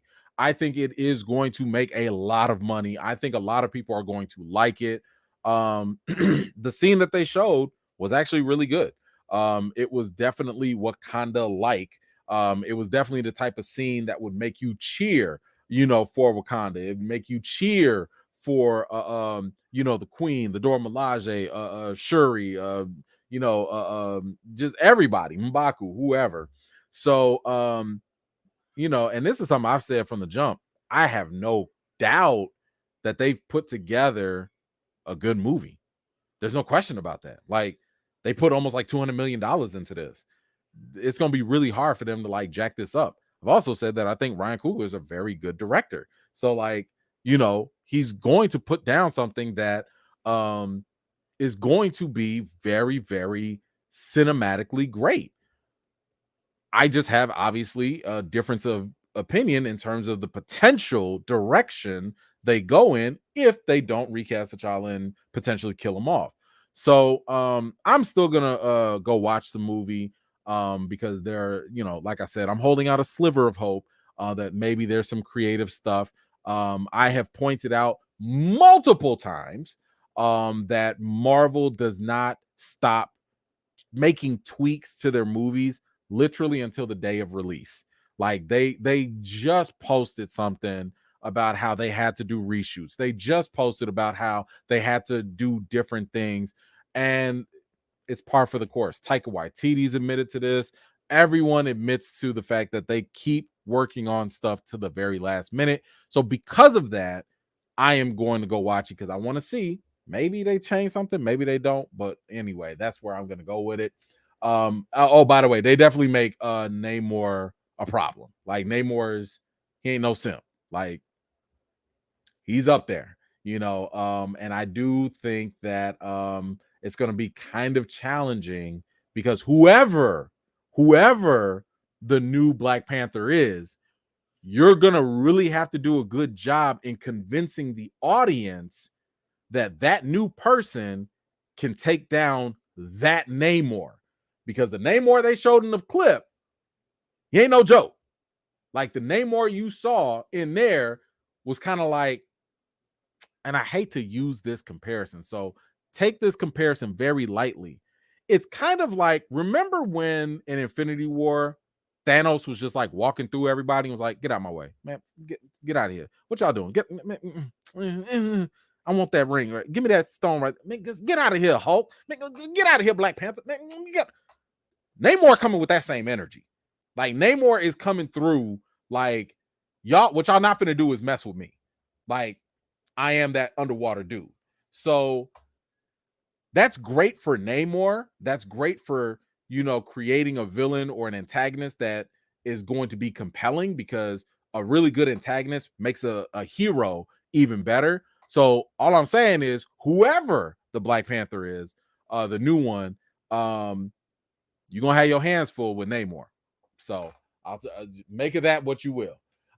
Before I go on, let me grab, I got a couple comments. Let me grab them first. Hold on. Tyra, what you got? And Yara Shahidi is Tinkerbell. Yeah, she is Tinkerbell too. And I like that for her. I love that. That is dope. I mean, Cynthia Erivo is the fairy godmother in Pinocchio. So listen, they just gonna have to deal. I'm sorry. They just gonna have to deal. Y'all had centuries. Y'all had centuries of seeing people only one way. At some point, we got to mix it up. I'm sorry. It's just going to have to happen. So thank you for that. Appreciate you. Let's see. MJ back at it. Ryan Coogler is expected to direct Avengers Secret Wars. We're going to talk about that a little bit later, but thank you for that. Puma, thank you. Thunderball was black brilliant scientist of the Wrecking Crew. Black Goliath was mentioned in Ant-Man by the races was acting by what the races were acting to All in the Family. Oh, okay. I mean, like, again, I don't know if their race is tied to, for Thunderball anyway, I don't know if his race was directly tied to his character per se. But I'll take your word for it. But thank you so much for that. Let's see. House of Boom. I want to send you a clip of something that supports the reclass T'Challa movement. How do I do that? I don't know. Post it on Twitter and tag me, I guess. I don't know. Post it, tag me, and maybe if I get around to it, I can see it. But I hope, like that. I don't know. That's the best way I've seen people like send stuff to me. Because my inboxes be like kind of full sometimes, and I just, whether it's spam or legit stuff, I can't always tell. So I would just say post it and try and tag one of my fan pages, and hopefully I'll get to it. But thank you for that. Charles, what you got? We can support Recast T'Challa and go see Wakanda Forever to support the director and cast. Yes, I mean, I am. Like, I can do both. I can, you know, which is always funny to me because even when I came out with Recast T'Challa, a lot of people were like, why don't you wait until the film comes out first? Why don't you just wait? Just wait and see. And I'm like, I can have an opinion and go watch the movie, and check this out. I can also change my opinion after watching the movie. Or, crazy, I can keep my same opinion after watching the movie. That's the beauty of having perspectives. You can have an opinion, you can have a viewpoint, and then you can go watch the thing. And if new information comes up, you can change your mind. And that's okay. We don't have to live in this black and white society where, like, you have to do things only one way because that's the way I'm going to do it. If you want to go watch the movie, I'm not talking about you, Charles. I'm just saying in general. But if you want to go watch Black Panther Forever, you know, Wakanda Forever, and you want to reserve judgment until then, cool. That's fine. If other people want to make an opinion based on other information that they've learned and known about, they have the right to do that too. We just talked about this the other week, a couple weeks ago with Nate Moore. If the executive of Marvel, the main person in charge of Black Panther, he recognized that people have the right to feel how they want to feel about the movie before and after the film comes out. He acknowledged that people have the right to want the story to go in one direction, and at the same time, Marvel's going to do what they want to do. Both things can coexist. And I also say, if you don't want to put your money into this and you want to, you can do whatever you want with your money. If you want to boycott the film, that's on you. People have the right to do what they want to do. But all this policing of what other people should do with their opinions or with their dollars, to me, it's just absurd. Let people enjoy things. If people want to feel some other type of way, let them feel how they gonna feel. If somebody boycotts Black Panther, is that gonna stop you from watching it? If somebody goes to go watch Black Panther, is that gonna stop you from boycotting it? Let people do what they want. That's all.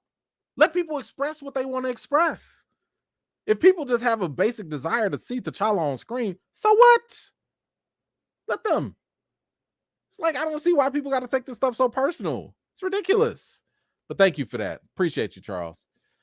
It's like people just can't walk and chew bubblegum nowadays. It's crazy.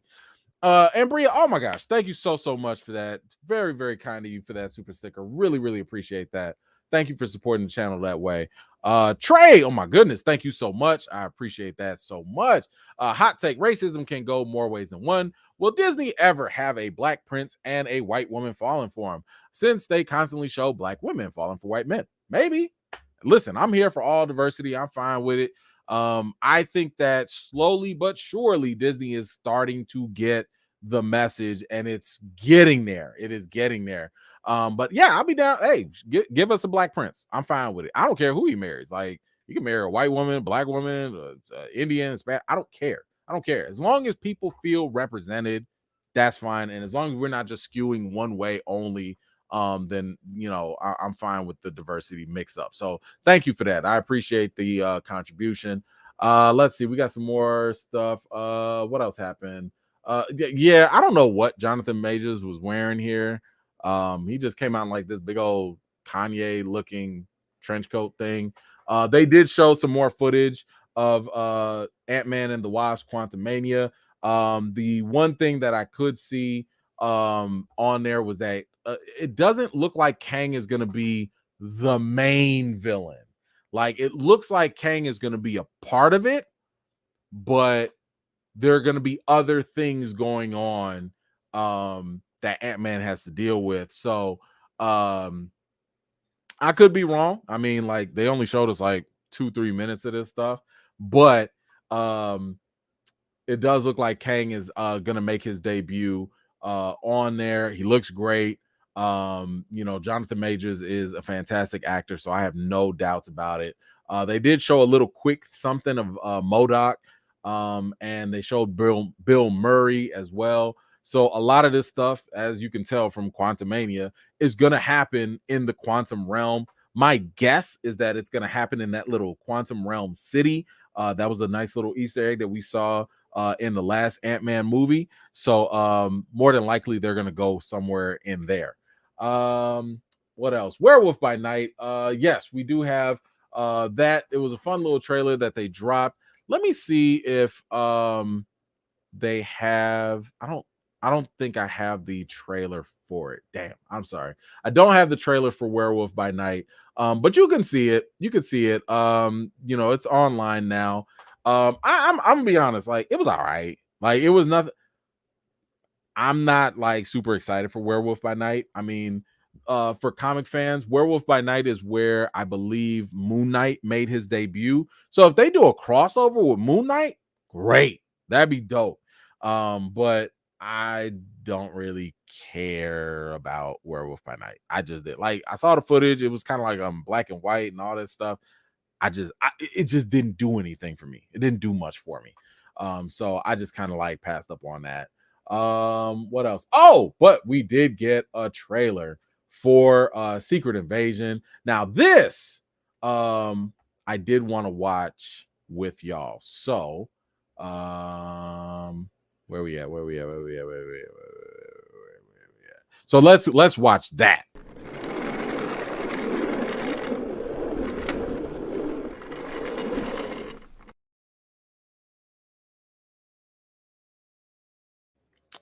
All right, let's see, where is it at here? Boom, let me get this loaded up.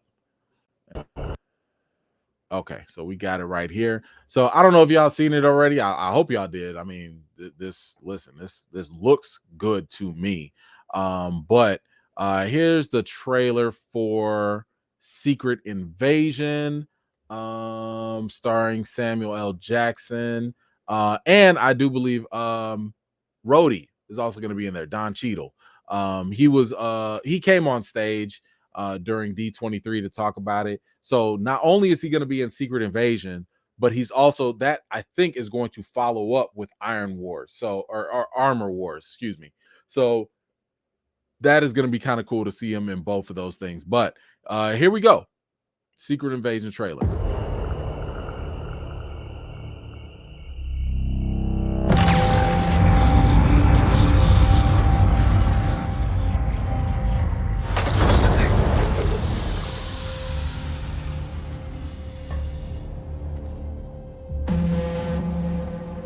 For years, you've been avoiding Earth.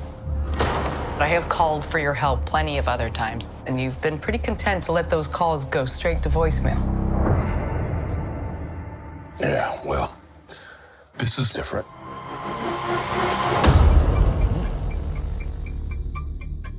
How much do you know about your security detail? What do you mean, how much do I know about him?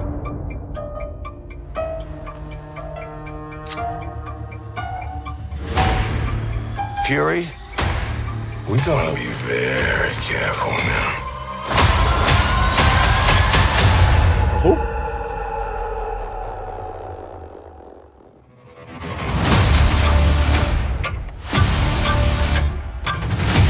You're in no shape for this fight that lies before us.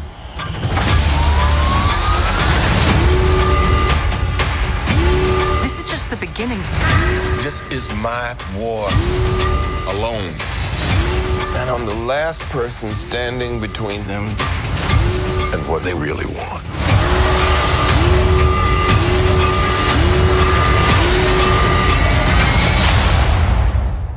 And what is that?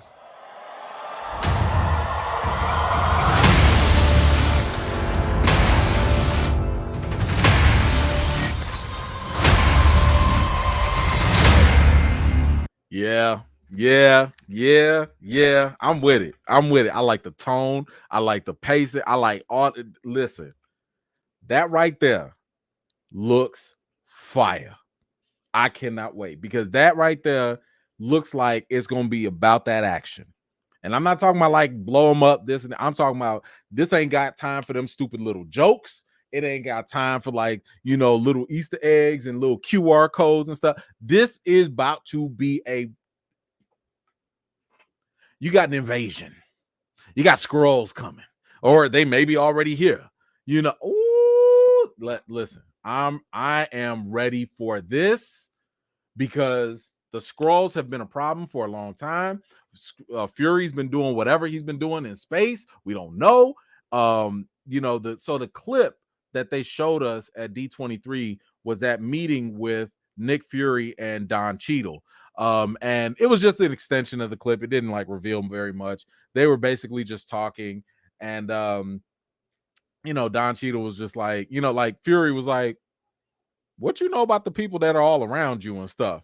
Don Cheadle was like, what you mean? You know, so they didn't show nothing, but I'm assuming it's gonna be Skrulls. Like somebody, I don't know, maybe Fury has found a way to identify the Skrulls. Maybe, I don't know, but this mass paranoia, conspiracy theory, espionage stuff, this is giving me the Winter Soldier vibes all over again, and I love it, except in TV format. So I'm here for this. I like what I'm seeing. I cannot, like this right here has the potential, at least from the trailer, has the potential to be one of the best series for Disney Plus. And I hope that they give us good, meaty episodes. I don't want none of that 6-episode BS. Give me 45 minutes. If y'all can give me 45, like, you know what? If you're going to do 6 episodes, you're going to have to give me at least 45 to 50 minutes per episode. And I ain't talking about all the fluff with the trailer, with the credits and stuff. You're going to have to don't give me no potato chip bag episodes. Like, give me a real good thing, because you can't just sit here and act like Secret Invasion is just a come and go type of thing. Like, this is a big event. It was a big event in the comics. And this is also another issue I'm having. Are we supposed to worry about this? Are we supposed to be focused on this? Or are we supposed to be focused on the incursion? Are we supposed to be worried about Kang the Conqueror? What are we supposed to be worried about? Because I know that this is all kind of phase 5, but damn, I thought phase 5 is doing the most. Let's not forget, this comes out next year.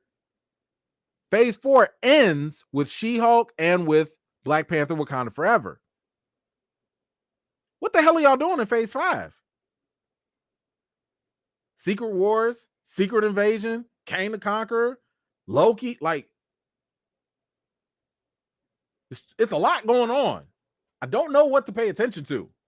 So I don't know. Marvel gonna have to, I hope they pull it together. I hope that they give us a clear picture, because I'm just saying there's a lot of stuff happening, and sometimes when you do too much too fast, it's not a good look. So we'll see what happens. But let me know how you felt about that Secret Invasion trailer down in the comments. Puma, Namor was the king of the sea first. Aquaman is straight up ripoff from Marvel Comics. Plus, he's a mutant, so I'm missing T'Challa fighting him more. Yeah, I mean, excuse me, all the comic book, they always copy off of each other, so that's no big deal. And yes, it does kind of suck that we won't see Namor and T'Challa fight. We might, but maybe not in the way that people think. But yes, I totally get what you mean by that.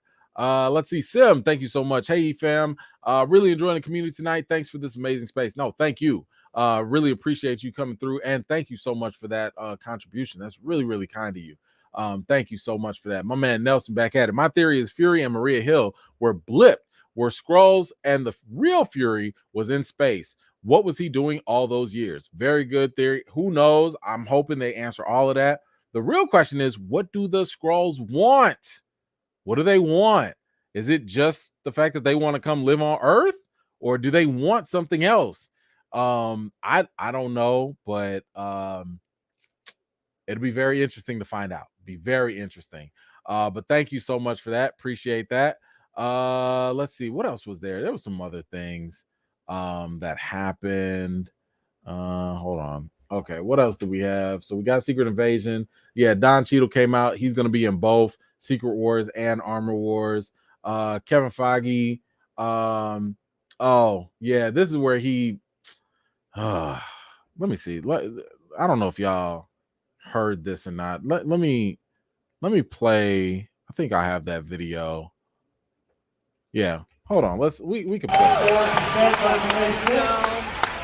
There he is. There's Matt.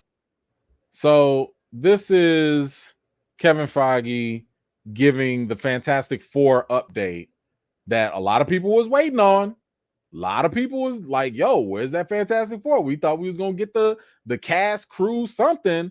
And we already had reports that Matt Shakman was gonna be hired as the director and stuff. So this was like all the news, the non-news from for Fantastic Four. Here we go. Fantastic Four, there he is. There's Matt. Now, why is Matt not on the stage? Because we have nothing else to say about it today. Other than it is coming soon. And there'll be another D23 Expo before that. So Matt will be up here at the next one. All right, thank you. What? Matt Shakman, everybody. That's it? Oh, that's a bullshit. Yeah. Boo. Now, here's the thing. Did y'all hear how Kevin Feige said what he said? I want you to listen to how he said it. About it today. Other than it is. Hold on, let me get what he said. There's Matt.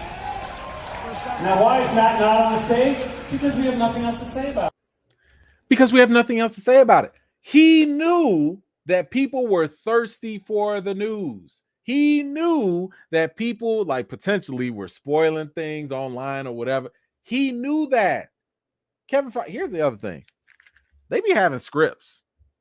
Like, sorry to give away some of the behind the scenes stuff. They be having scripts. He knew that that's what people were anticipating. Don't y'all know? Marvel reads and are aware of what's online, what people are saying. They know these things. They be obsessed over this stuff because they want to not only anticipate what people are thinking, but they also want to circumvent it as well. So, you know, and this is what kind of pushed me to post this other tweet where I said that, like, I'm more than positive. Hold on, let me get it bigger. That, like, all those potential spoilers force Marvel to pivot from announcing anything major for Fantastic Four. Because as a, you know, the internet, we be so spoiler thirsty, it's just going to make people more disappointed.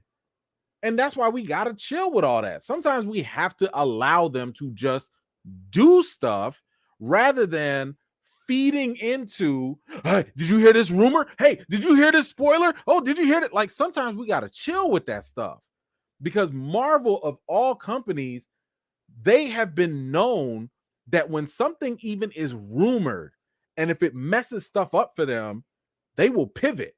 They'll be like, oh, and that's documented. That's it. They have admitted to this. I've shown you guys this example too when it comes to recast T'Challa. When I say when we talk about things online, that they listen to that and they will change course sometimes. When they heard the rumor on Reddit or whatever that something was going on with the Hulk during Age of Ultron, they changed up the story. They changed it up mid-progress based off of internet chatter. So if they see people talking constantly about Fantastic Four and this is what's going to happen in D23, they gonna sit there and be like, oh, okay, that's what y'all want to do? Nope. And just play everybody to the left. So we gotta I'm just saying, we just have to be careful, you know, feeding into this stuff because a lot of people a lot of insiders and scoopers look real whack right now, with all the people saying, like, you know, and this again, this is why y'all don't always see me talk about this stuff.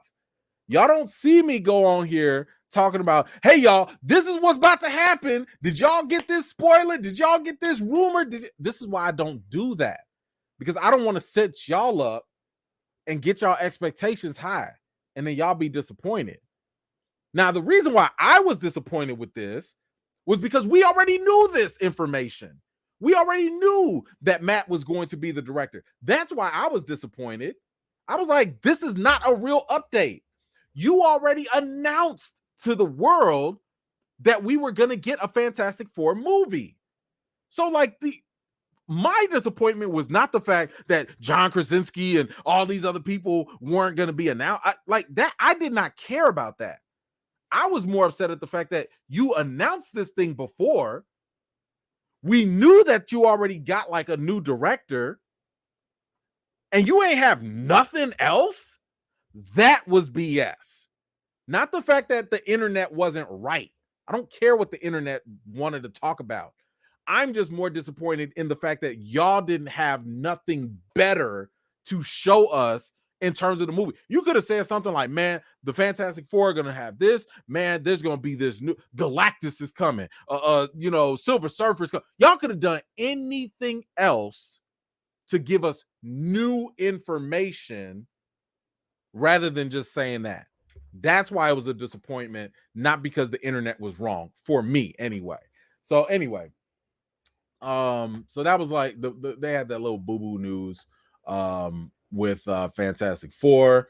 Let's see what else.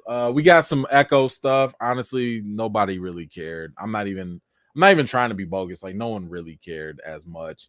It was just dope that Kingpin is confirmed. Vincent D'Onofrio's coming back, so he's gonna be in Echo. And then we got some Captain America news. The biggest news was that we got what is this, Tim Blake Nelson, I believe his name is.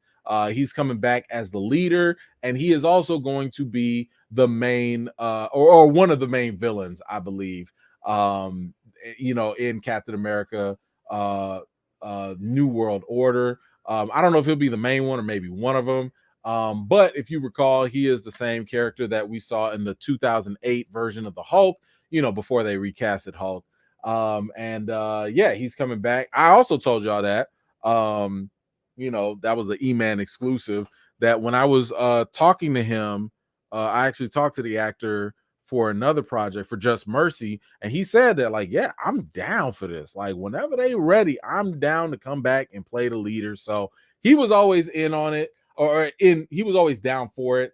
I think they just had to clear the rights, and the fact that you can bring that character back from the Hulk, because that's a Hulk-centered character, I think that's just more indication that Marvel did indeed get the rights back for Hulk, and that we can get a solo Hulk movie sooner than later. I honestly, I wouldn't be surprised if you see the leader show up in She-Hulk. Don't be surprised about that. Like the last episode or something like that. I would not be surprised if he shows up and he's like, ha ha ha, I've been here all along, whatever, something like that. What else do we have? So Charlie Cox came out to talk about Daredevil Reborn. They didn't show a scene from Daredevil Reborn, mainly because they haven't started shooting yet, but they did show a clip of and they're not talking about nothing, so you ain't missing nothing. But they did show a clip of Daredevil teaming up with She-Hulk, which I believe we're going to get in the next episode. Nothing really happened. They just showed them chit-chatting, talking in true Marvel form. It was funny. You get a little chuckle, all that good stuff. But that's not even like the real news behind it. It was actually this right after right after he was talking on stage, he was interviewed, and he confirmed that Daredevil Reborn is going to be a reboot. Now let me clear this up though. I've told y'all this before. Marvel does not reboot. So for the people that are like, why don't y'all wait until they reboot and then you can get T'Challa back? Marvel does not reboot. They will retcon things. They'll slightly pivot, but they don't reboot. They're not DC. DC reboots. DC will take a story and just scrap it and be like, we just gonna start all over again. Marvel does not do that. Marvel will do soft reboots. Well, they'll be like, we took this universe and we put it away. So it still exists. All that stuff still happens, but we're going to focus on another universe, another timeline, something else. That's what they do. So it's all the same continuity, but they don't reboot. So he's kind of misguided when he says that here, because more than likely what this means, and it's very similar to what I've been saying, the Netflix version of Daredevil is not what we're going to get in the MCU. What you got in Spider-Man No Way Home is not the Netflix version of Daredevil. That is the MCU version of Daredevil. So all we have to do conceptually is just think of Daredevil from Netflix as a variant. Excuse me. Hey, where you going? Where you going? Sit down. They not calling you. Ain't nothing down there for you. Sorry, we got a little party going down, and he think he part of the party. It ain't his party. Think you gonna get your little groove on down there? You not. Good night. It's past your bedtime anyway. But yes, so consider everything from Netflix as another universe. Those are variants. Same thing for Agents of Shield. Same things with Agent Peggy Carter. All them things that Marvel Studios did not start, which by the way starts with WandaVision and everything on Disney Plus. All those things are they're alternate timelines. They're not in the same stratosphere. So the Daredevil that we're going to get is going to be slightly different. And that is what Charlie Cox was talking about when he said, what did he say here? It's a season 1. It's not a season 4. So it is a whole new thing, which I think is the way to go. If you're going to do it again, do it differently. So I don't think that means we're going to get like, and I really hope we're not about to get like some silly Daredevil. I don't think they're going to do that. But, you know, we are going to get finally the MCU main timeline version of Daredevil. Let's see. Before I go on, I had a couple comments. Friggers Belt, I think multiple threats will be a chance to have separate teams address them. That means getting more heroes on screen. Totally right. You could be right about that. And it's definitely possible. I mean, with Kang, you could have the Young Avengers set up. You know, maybe if they get into the Mephisto stuff, maybe we get the Midnight Suns going. Like, totally possible. And all of that might be a good culmination for Secret Wars. Who knows? But yes, that's true. But like I said, it's just difficult to imagine that stuff right now at this point. So again, we'll have to wait and see. But I don't know. It just seems like a lot. Seems like a lot. Aleve, thank you so much. Avengers for life. Sorry, I was late. You're all good. Thank you so much for that. Appreciate you, Aleve. Who else? I thought I saw another one. Oh, there we go. Latrell back at it. Fury is about to put in work in Secret Invasion. P.S. He's getting a bit of a gray in that goatee. He needs to hit up our boy Mike Lowry from Bad Boys and grab some of that midnight cocoa bean dye. I think I get the feeling that Fury got other things on his mind. He don't even look like he date. Like, I ain't never seen Fury like even look at him. Like, so I don't know if he even care, but thank you so much for that. Thank you, Latrell. I appreciate that. Oh, that's funny. Didier, where is Betty? Good question. I would not be surprised if Betty shows up somewhere later. There is a theory that whatever Hulk story that they do, they might bring in the Red She-Hulk, and Red She-Hulk might be Betty Ross. Maybe. But I think we'll get that much later, because she's been MIA for a long time. Last time we even seen her was in What If. That was it. So I don't know, but I guess she'll be back some way, somehow. Trey, back at it. E-Man, have you seen the Grim Cuddy trailer? Looks like a cross between Slender Man and Sinister. No, I have not, and that sounds different. But thank you. I appreciate the contribution, but no, I have not seen that trailer. Lamar, what you got? Thank you so much for that super sticker. I really appreciate that. Let's see who else we got. Deshaun, what you got?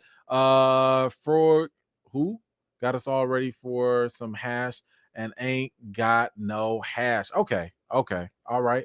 I'm with you on that. Thank you so much for that. Let's see.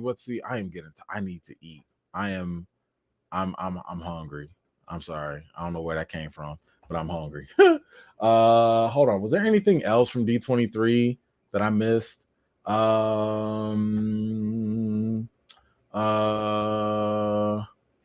Let's see. Hold on.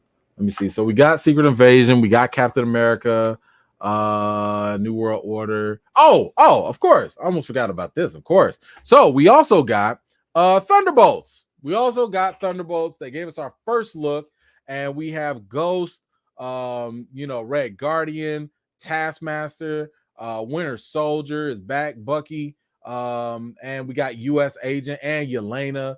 And instead of General Ross, Thunderbolt Ross, we have Val, who, I kind of had that theory that was going to be the case anyway, being the head of the team. Now, here's the thing with this. Like, My only issue with this Thunderbolt team is the fact that like there's like little to no diversity here. Like, look, like seriously, look at them. Everybody except for Ghost is a super soldier or a Black Widow. Like, super soldier, Black Widow, super soldier, Black Widow, super soldier, something different. That's it. Like, at least the cool thing when you have these like rogue gallery type of ensembles is that you have different characters that can do different things and you want to see how they all blend together.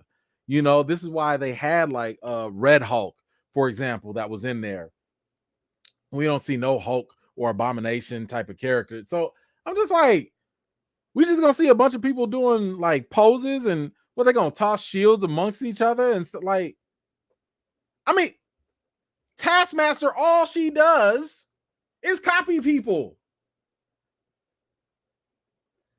So you got a bunch of super soldiers that are about to do some things, and Taskmaster finna just copy them. And Yelena's just a Black Widow. Like, what? This is a miss for me. And y'all didn't even put Baron Zemo in here yet. I'm just saying it's a miss because is this going to be enjoyable to an extent? Sure, these are characters that we like. Is this team dynamic going to be interesting to watch? In my opinion, not as much. It's not going to be as entertaining as it could be. Hell, even the Suicide Squad had different types of members. Yeah, somebody with a boomerang. Yeah, somebody that did some magic. Yeah, somebody like Diablo blowing fire. You had Deadshot with his good shot. Like, you at least had some mix up, some divert. Like, what is this? Like, y'all the A team. Like, y'all the same team. Ghost is the only one that does something a little different. Man, whatever. Y'all can have that if y'all want it. I personally, I'm just not intrigued by it, but it is what it is. I think, and then the Marvels came out.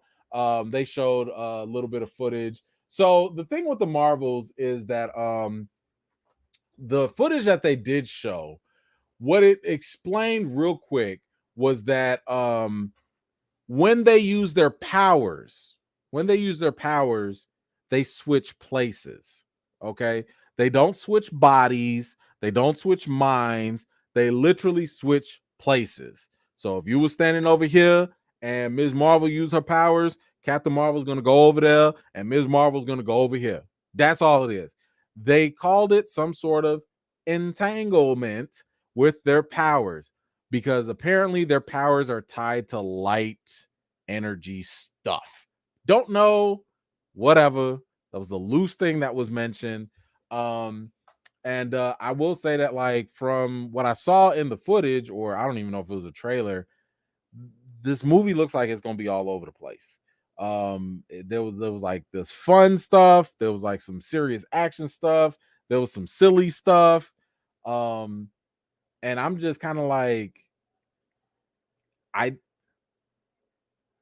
good luck. Don't pull a Thor Ragnarok, Thor Love and Thunder, like trying to do too much all over the place. Like, I hope y'all don't mess that up. So I don't know. Like, again, that was just a little footage that I seen, and it was just all over the place. And I like Nia DaCosta. Like, Nia DaCosta is coming up. She did the last Candyman movie. So I'm rooting for her. I hope that she put something, really good on the screen for us. But yeah, that the little footage I did see, it was not something to make me be like, oh my gosh, I can't wait to go see the Marvels. Like, because I can't even identify the tone of this. Like, 1 minute y'all fighting somebody, next minute y'all doing a dance number. Like, oh, that Love and Thunder vibe. I don't know. But I'm here for it. I'm gonna check it out. I want to support. We'll see what happens. Yeah, we'll see. What else was there? I think the only other thing was like Avatar Way of the Water. They did show a lot of extra footage. I think we got, like, I don't know, almost damn near 10 minutes worth of Avatar. I'm gonna be honest with you. It looked beautiful. It looked beautiful. I didn't really care. Like, I was watching it, I was just like, okay, like, yo, like, here's the thing, because they gave us like 3D glasses and everything to watch it. It was really dope because it puts you almost like, when you're watching it, it's almost like you're the cameraman. It's almost like you're the camera person, like you there, and you're recording everything that's happening underwater and all this other crazy stuff. So the 3D is on point. This ain't the cheap 3D stuff that you be seeing in other movies where they throw something at the screen and walk away. This is a very immersive visual experience. And I'm sorry, but if you watch Avatar 2 in any other way that's not 3D, and I'm talking about like the real 3D, I can't take your opinion fully valid. I just can't. Like, if you watch it on a laptop and be like, man, this movie was whack, I can't listen to that. Like, if you went to the dollar show, you know, they don't even have dollar shows. If you went to the matinee and you just watched the regular format of this and you didn't like it, I can't take what you say seriously. I'm sorry. I just can't.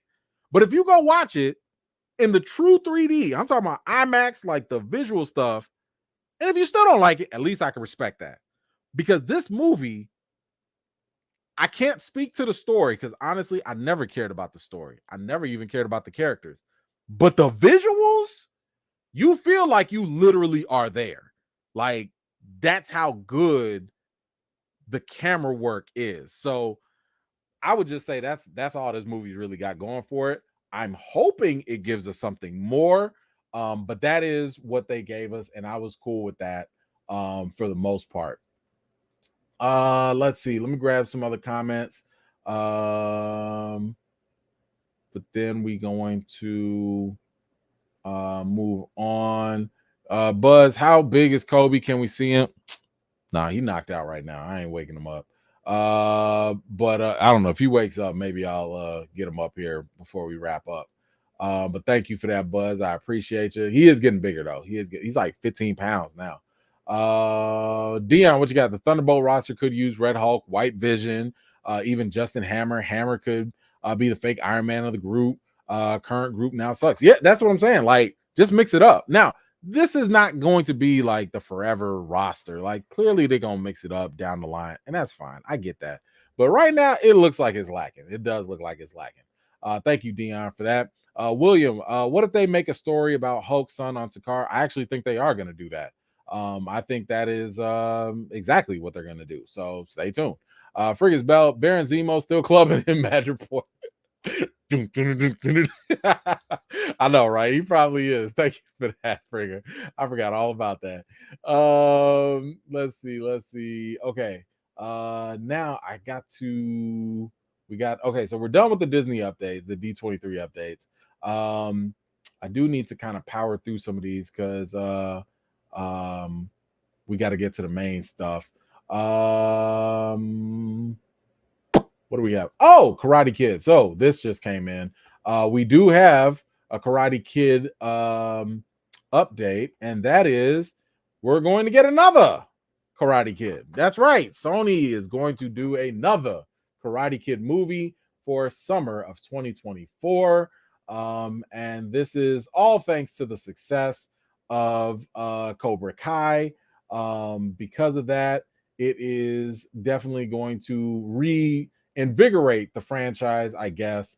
And you guys are going to get another one coming up. But this, unfortunately, and I know that this is bad news for y'all. I know that this is a lot of people are going to be upset about this, and it's not cool.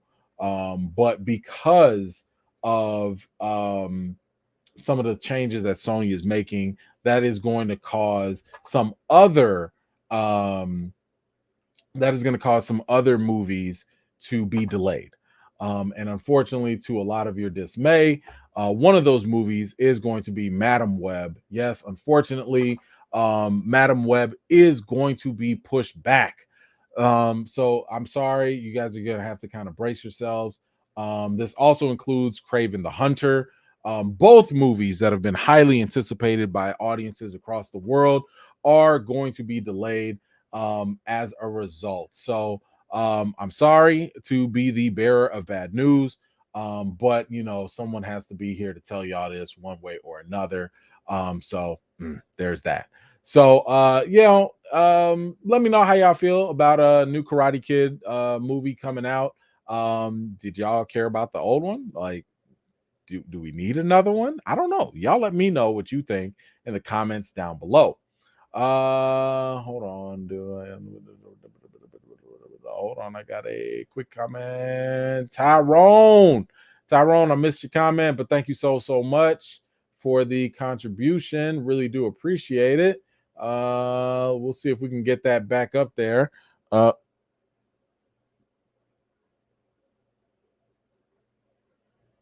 Damn licking, just being nasty. Like, why are you licking in your sleep?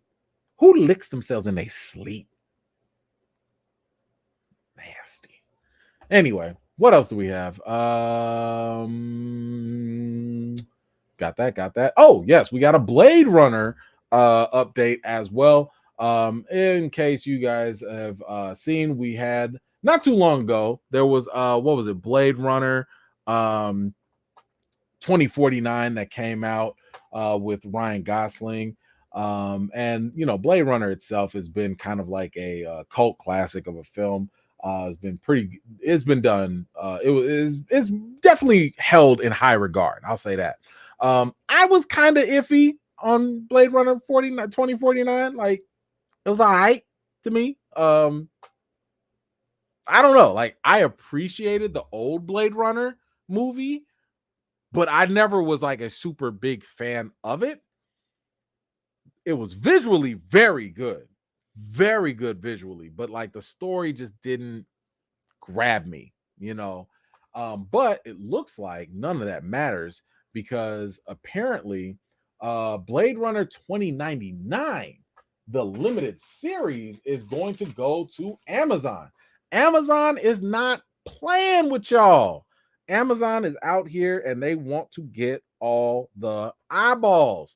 And this is a great way for Amazon, I think, to continue making themselves a power player, you know, in the streaming world. So this is actually kind of dope. Now, we don't have any real details about what the story is going to be about. All we know is that it's going to take place 50 years after. I mean, it's 2099. So, okay, you know, we'll go with that. Y'all let me know. Are you interested in Blade Runner series? I'll be honest. I actually kind of think that a series might be better than a movie. I might be more interested in the series than I would the movie, because it might give you more time to do world building, and it might give you more time to like dig into into characters. So if they want to do that, I'm cool with it. But yeah, y'all let me know how y'all feel about a Blade Runner series compared to a movie. Would you prefer it to be a movie, or are you cool with it just being a series? So let me know. Tyrone didn't know. Yeah, you gotta type. Yeah, you gotta type something first and then send it, and then I get your comment. So go ahead and try. So you could just type what you were saying, and I'll try and get your comment real quick. Oh wait, did I miss it? Hold on. Oh, okay, you sent the sticker. Okay, hey, thank you so much. I appreciate you. Either way. Black Widow, what you got? Kobe trying to get his groove on. Leave him alone. Kobe, go on that quiet corner and do your thing. Y'all just, man, y'all be giving him all the passes. This is all the passes. My goodness. Listen, you know what? Like I said, I don't care if he goes in his crate and that's what he want to do. Let him do that. Let him do that. Just I don't need that in my ear. I don't need you all in my ear. Like, bro, stop it. Ugh, nasty. Puma, with Comcast buying WB, Amazon has to step up now. Listen, everybody got to step up. Comcast might be buying WB. I think Paramount is talking about taking Showtime and putting that on there. Does anybody even have the Showtime app? Like, do y'all watch anything on Showtime? I don't hear anyone talk about Showtime. I just don't. That's not. I don't hear nobody say, "Hey, did you watch that Showtime original show?" Like, I don't know. So, one thing that's definitely going to happen, at least from what it looks like, is everything is going to start consolidating, and we're only going to have. Now, here's the thing: yes, things are going to consolidate, but at the same time, them prices going to go up. Disney going to consolidate, I'm sure. Somebody going to buy WB, maybe Comcast, and we might only have 7 major players. Like, they're like 15, 20 different streaming channels that are even remotely known, but they might consolidate and there might only be like 6 or 7. Now, can we afford all of them? I don't know, but that's going to be a whole different question. But anyway, so let's see. We got the Blade Runner out the way. I'm trying to get to the good stuff. This kind of came up. I don't know if y'all heard about this, but Keke Palmer has been coming up in the news because some fan had mentioned her potentially joining the MCU. Now, I like Keke. Keke is a very good actress. I like her. I feel like Keke excels in different roles more than others. So, for example, some people have said Keke should be Storm, right? I don't think so. I don't think she would make a good Storm just because I don't think that role, I feel like that role would be too restrictive for her. Like, Kiki's a very animated type of person, like just in real life, but also as an actress, right? So when you see her in something like Nope, you see her range. You see how loose she can be within her character and within her performance.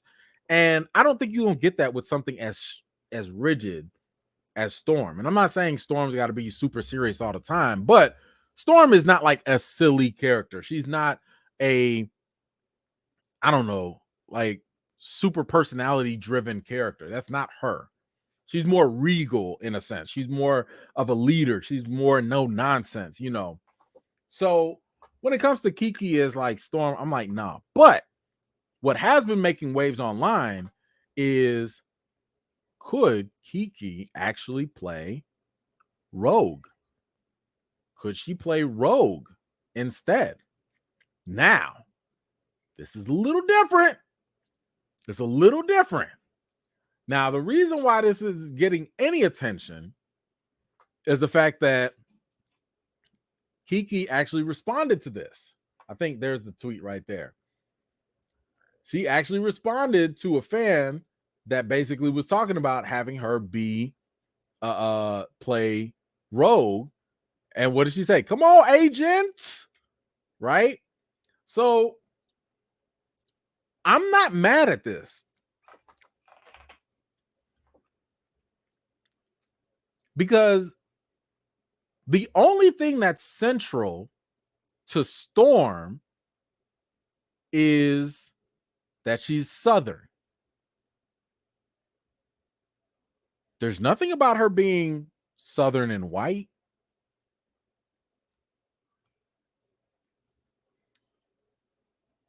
Black people can have red hair.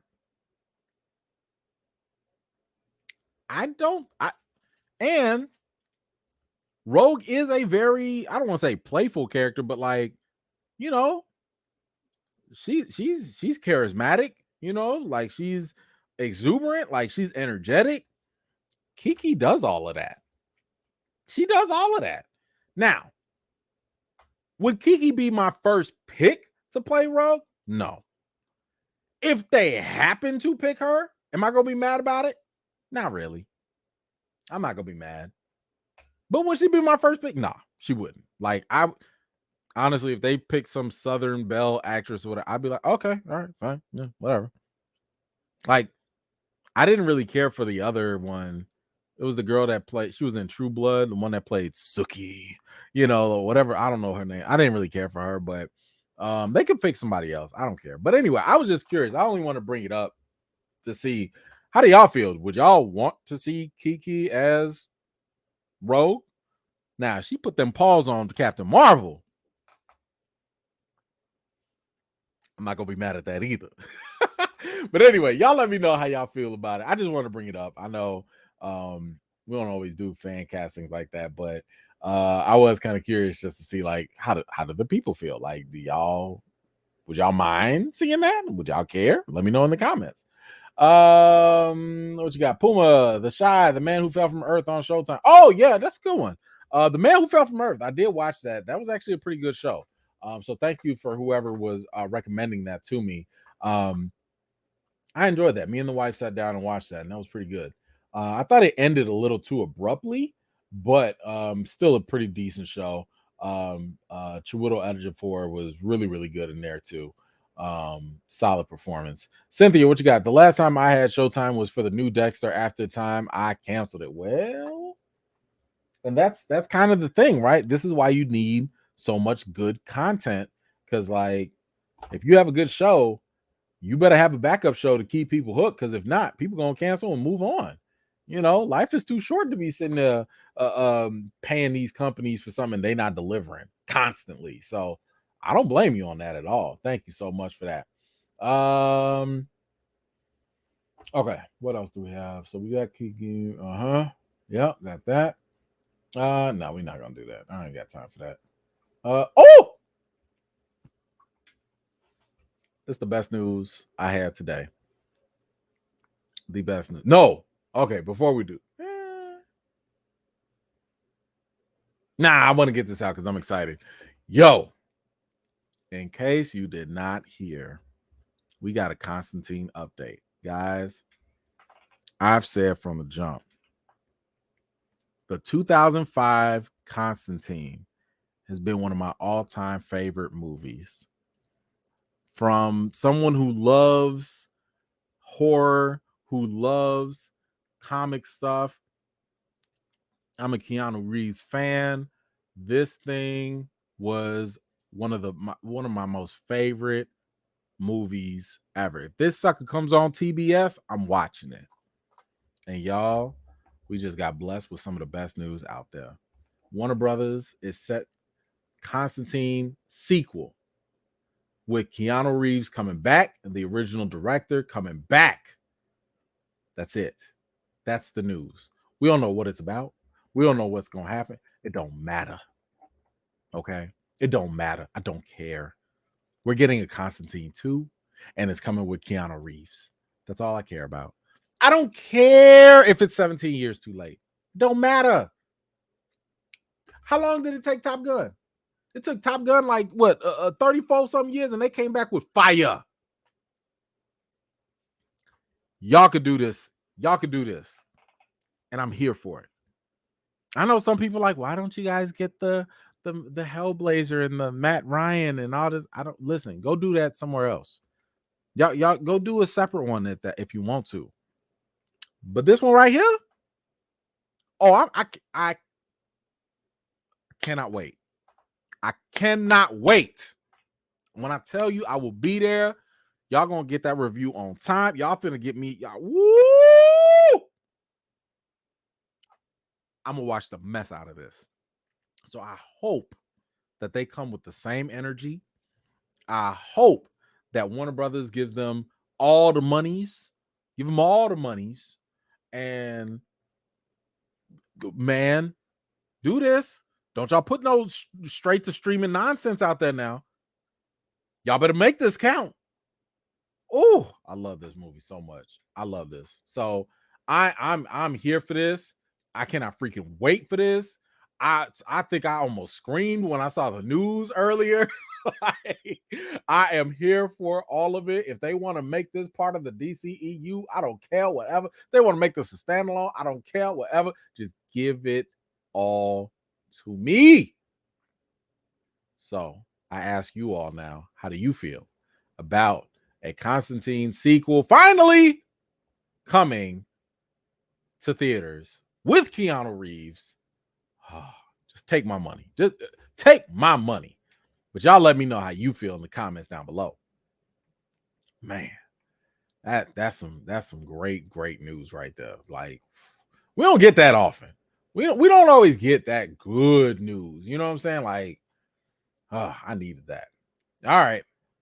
Now let's get into let's get into a little bit. I don't really like going into the rumor stuff either, because again, we don't know. But I figured I'd talk about it just because, we are going to talk a little bit about Black Panther anyway. Avengers Secret Wars has been talked about. We know it's announced. We know that it's going to be coming. But the one thing that we don't know is who's going to direct it. And, one thing that has been going around, again, this is a rumor, so please do not run with this. It's, nothing is confirmed. But one thing that is running right now is that Black Panther director Ryan Coogler is rumored to be one of the top choices for Avengers Secret Wars. Let's see. According to the Scooper, they say, and Ryan Coogler, here's another scoop, Mason, is at the very least one of the directors is currently in the talks for Secret Wars, which makes a lot of sense. And yeah, the source here says there is a reliable source. This person says a fairly obvious choice, and it is. That makes sense. Maybe. I'll say this, and I've said this before. Ryan Coogler is a fantastic director. I got no problem with him. He is definitely a top talent of our generation. Now, what we don't know right now is, what is Secret Wars going to be about? Is Secret Wars going to be is it going to be like the comics, where basically it's a battle royale of multiverse variations of your favorite heroes fighting each other, etc., etc.? We don't know. And again, let's also mention that, like, Ryan Coogler might be at the top, but that doesn't mean he's the number one pick, right? Like, it could be anybody. But what I also want to kind of, because I remember I was hearing people say, like, oh, he's the best choice and he's the only choice. And I was like, let's also kind of think about, like, what Ryan Coogler has excelled at. He started with Fruitvale Station and he focused on Oscar Grant. Great. He then moved on to Creed, focusing on Adonis Creed's character. Great.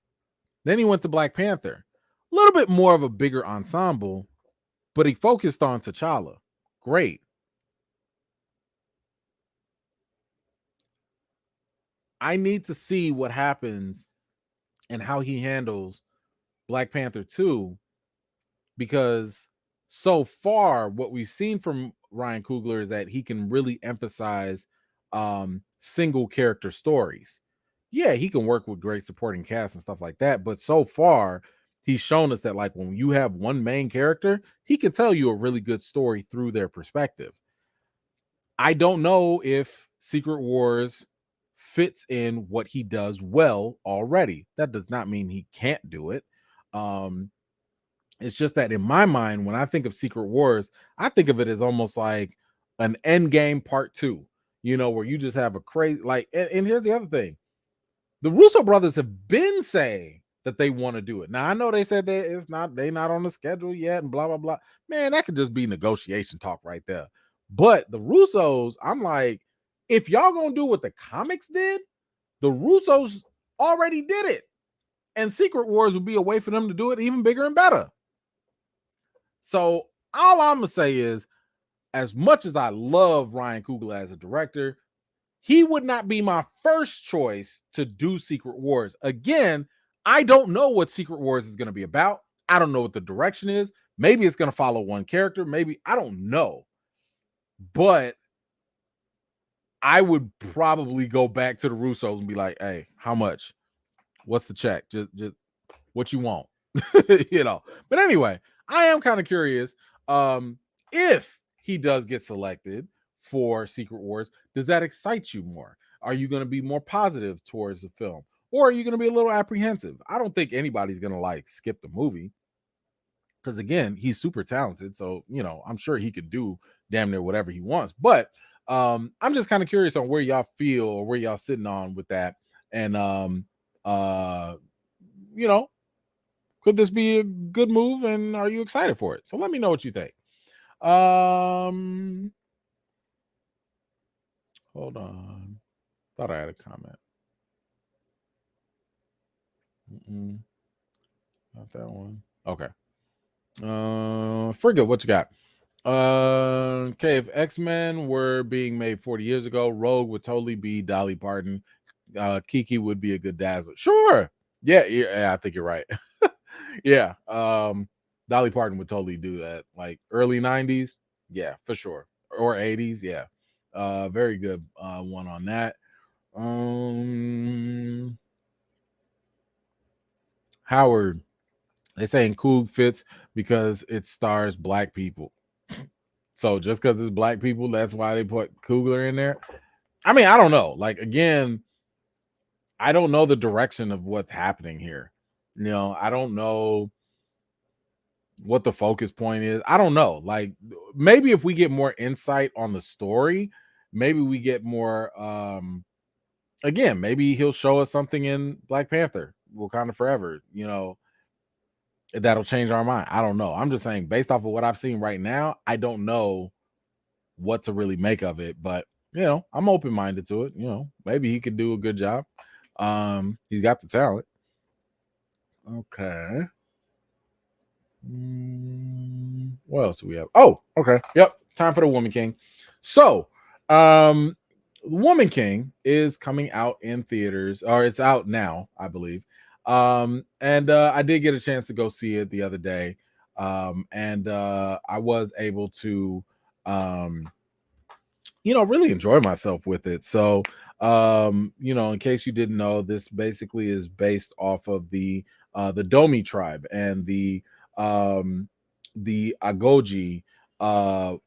basically the female warriors that are dealing with other tribes, right? And they're also dealing with other issues in terms of, like, let's just say other moral issues, right? And because they're dealing with these type of things, they are going to go kind of like on a journey, which will not only affect the individual characters but also affect the country in itself and the direction that they take. So the film takes place during the 1823. So you know, that's an important date. We'll talk about that later. But I do kind of want to talk about like the good things that I like, the bad things, etc., etc. So first of all, like if you're walking into the Woman King, within the first, like, I don't know, 5-10 minutes, this thing sets the tone early. Like, they not playing with you. They like, look, we bought that action and we bought that blood, we bought that violence, and they kick it off straight up from the jump. So you get a very early sense of the tone and the pacing of what this whole movie is about. Then I think the biggest highlight is definitely going to be the performances from like damn near all the actors, right? So there's no question. I don't think anybody's going to question this. Yo, Viola Davis, like, we don't even have to ask, you don't have to question nothing. You know, Viola Davis is going to bring it as an actress, as an actor. You know that she is going to kill it. And you know what? She does. She absolutely does a phenomenal job in this film the whole way through. And you know, like every time she's on screen, like you're feeling for her, you're following what's going on with her character. But here's the crazy thing: she's not really like the main character. You know, I mean, obviously she is, but she shares the screen. Like it's almost like a co-star. And I hope I pronounced this right, with Thuso Mbido. Oh, sorry. I apologize if I butchered that.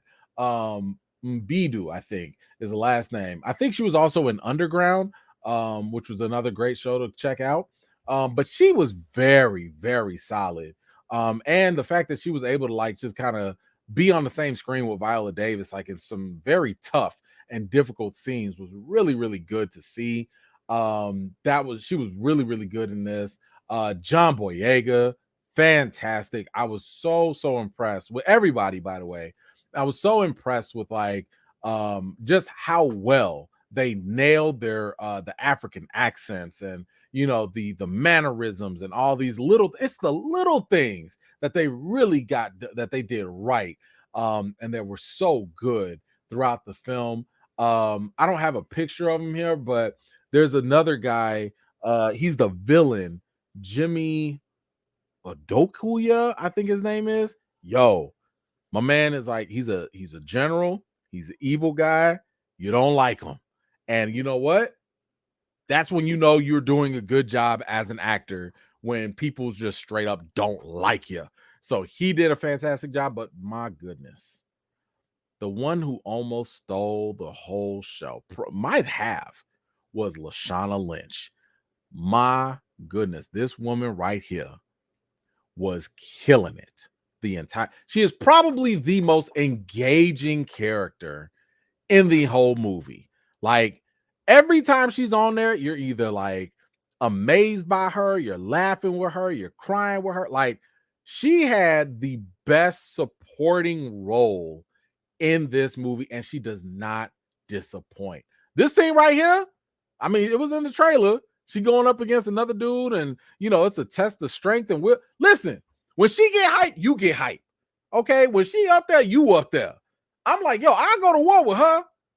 So listen, she absolutely nails it, kills it.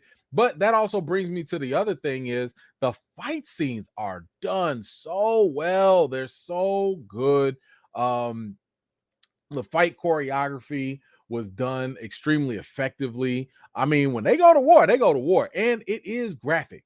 This is graphic. It is bloody. So, if you kind of got that weak stomach, it ain't really for you, but like, I would say that they did this in a very tasteful way, where the fight scenes are brutal, but at the same time, they're not like over the top or whatever, right? But my goodness, the intensity is there, and it's definitely going to keep you locked in. It's going to keep you engaged whenever things are about to go down. But here's the other thing. While this movie was like, it was about that action, it was about that, the violence and the war and stuff like that, and clearly these women are nothing to play with. It also takes the time to balance it out with like good drama. Like, the characters have really good, intense scenes that are pretty dramatic. And I would say that, like, I don't know, like they get really emotional and stuff as well. And I'm not gonna lie, there was maybe a couple scenes, that I was sitting there like, okay, they talking about some like difficult subject matter. It's some difficult stuff that they talking about. And I'm not gonna lie to you, your boy I shed a thug tear. There was like one or two, not a lot, but you got a little dusty in there. It's enough to make a grown man cry. But not this man. Get back in there, tear. But I'm gonna hold it together. I'm gonna hold it together. So either way, the emotion, the action was very, very good. Now, I will say this though. The one thing I would say as a bad was that a lot of things in this movie are kind of predictable. There are things that are foreshadowed very early. There are things that, like, I don't know, if you're like a wrestling fan, it's almost like you already know, okay, this is the setup. This is where we're going. We're eventually going to get there. We get it. We got it. The reason why this isn't like a major bad thing is because even when you get to that point that you already foresaw, that was very predictable early in the movie, it's still good. It's still entertaining. So that's one thing that I was like, you know what? Yeah, it's predictable. Yeah, I can see where y'all going. Yeah, the writing is kind of basic sometimes, but damn it, the performances are so good. the acting is so good that you don't really care. You're still gonna watch it and you're still gonna have a good time. So when it comes to like the reason, I guess, for this, I would absolutely say that The Woman King is a powerful, action-packed drama, and it boasts fantastic performances from the entire cast. I mean, the acting is definitely something that you're gonna hear award talk for somewhere down the line. And the film is definitely going to be very entertaining for audiences, given the fact that it has a little bit of something for everybody everywhere, right? Like there's humor, not too much, there's action, there's drama and emotion. It's a very well balanced film. So when it comes to the rating for The Woman King, I think I've got to give it probably a 9 out of 10. Like this is a very good movie. I mean, this is a must see movie. But I have to address the elephant in the room as well. The Domi clan, the whole story is based off of historical facts. But the movie is not historically accurate 100%. The elephant in the room is the fact that you do have the Domi tribe or the Dahomey tribe who engaged in the slave Atlantic, trade. In other words, they sold other Africans to European countries. They participated in this. What I will say is that this movie, and this is only one reason why I couldn't give it like a perfect 10, because whenever you have a movie that is based off of historical events and you start to like twist it, but you don't really give the audience enough information for them to realize that what they're seeing on screen is not wholly accurate, I gotta dock you a little bit on that, because unfortunately we live in a world where people watch things in movies and they'll accept that before they read a textbook. So yes, this movie does tackle the issue of slave trading. It does tackle the issue somewhat responsibly, because they talk about how problematic it is.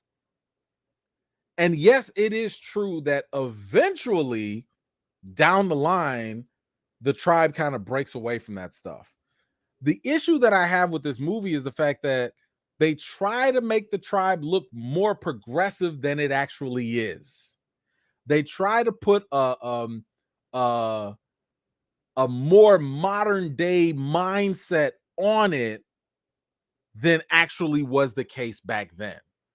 So what I would encourage people to do is go watch The Woman King, because as a movie, technically, it's done very well. You have great acting, you have great action, you have great directing, you have good writing. It's a good movie. As a historical depiction of history, not so much. Like this is not something you finna go play in your history classroom and learn something from. Now, this should, like we talked about with Dion earlier, this should inspire people to actually go read up more about it, because some of the stuff that happens, that ain't what really happened in history, and it's important that we make sure that we're not glorifying things that are not exactly true, especially if it's based on history. Now, if this was something like fictional, like Wakanda or whatever, that's different. That's fictional storytelling. But something based off of real history, we do need to at least, I don't care if it's in the after credit scene or in the beginning, something, you have to have some level of responsibility in telling audiences this is not wholly accurate, or tell your story and then at the end say this is what really happened. Something.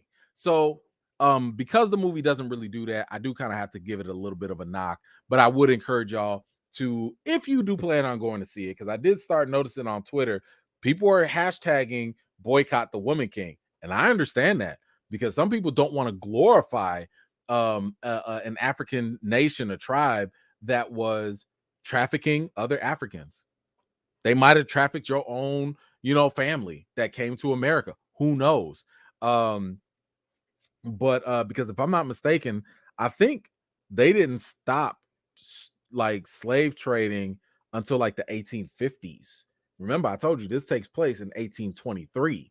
So it's kind of like, what are y'all doing? Like, y'all put a time date on there and everything. Like, what are y'all doing? So anyway, do your own research, but I would recommend actually watching the Woman King. Watch it however you want. If you want to stream it, fine. If you want to go to the theater, fine. I don't personally care. But as a film critic, I'm gonna let you know I think that the movie is a solid film, even though I do have my issues with the historical depictions that are made. So if you have seen The Woman King, let me know what you think about it. If you haven't seen it yet, but you do plan on it, come on back. Let me know what you thought about it in the comments down below.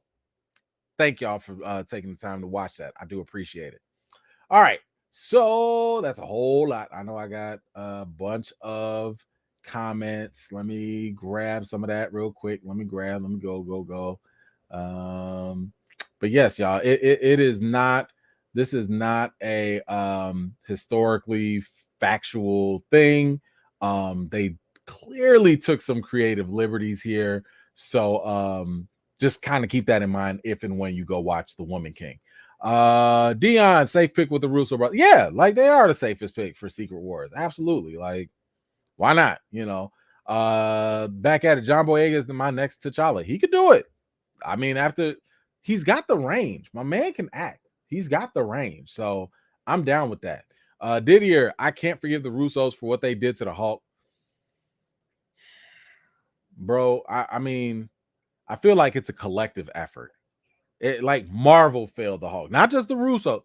Marvel failed the Hulk. So, but I feel you. I feel you. Black Cinema, what you got? Been here since the beginning of recast. Charlotte, really, or T'Challa, I'm assuming. Really love your work. Been here since the beginning of recast T'Challa. Okay, there we go. I wanted to know, are you going to review Barbarian or the Invitation movies or no? So I still need to see Barbarian, so I will think about that. The Invitation looks whack to me. My critic radar senses was like, nah, stay away. And it's funny because my daughter actually went to go see it, and she was like, Daddy, this movie looks like this movie was bad.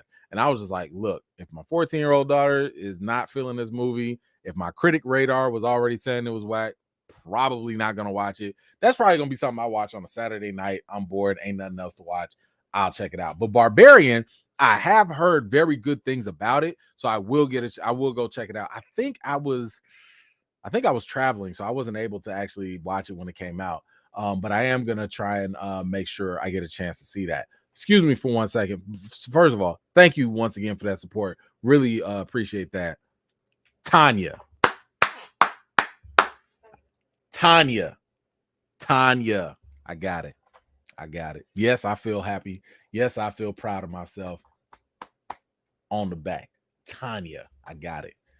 Listen, it ain't going nowhere now. It's in here now. So I'm slow. Thank you. Puma, I'm going tomorrow to see The Woman King. Yes, good. Go check it out. Let me know what you think about it when you get back. And like I said, just, take it for what it is. AJ, back at it. I hate that the decision to change history so dramatically overshadowed how great this cast and film were. Yes, I mean, and that's kind of the thing. Like, I feel like we can walk and chew bubblegum at the same time. You know what I'm saying? Like, I feel like you can go into this movie, watch it, appreciate the fact that it's actually a good movie, but at the same time, you just gotta know this not 100% accurate.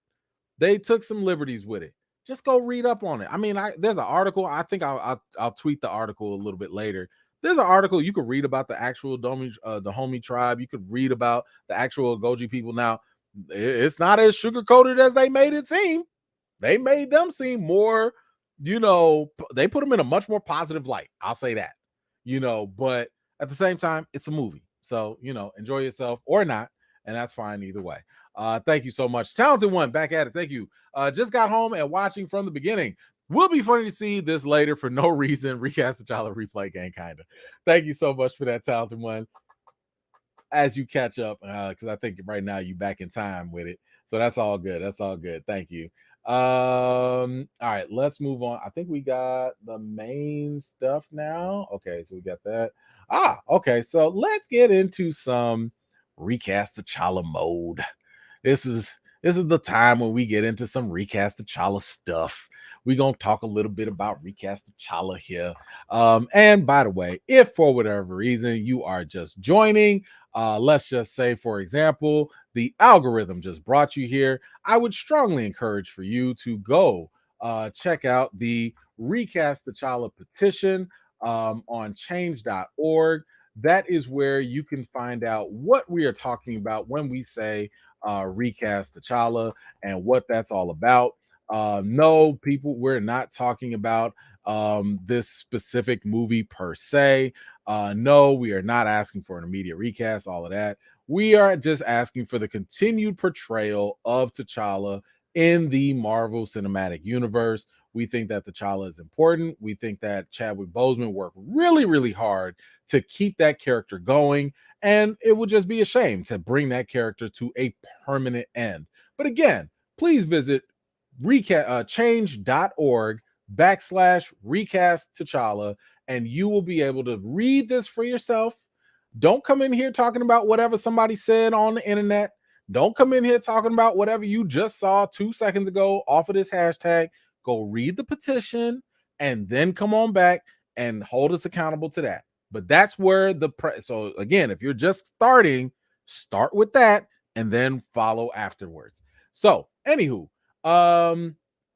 let's go into, I think there was a video that somebody had shared with me, and it was of our favorite and then when you're making producer, a movie, Mr. Nate Moore. So you know, look at me, I'm just being all rude. I ain't even like bring it out. Excuse me 1 second.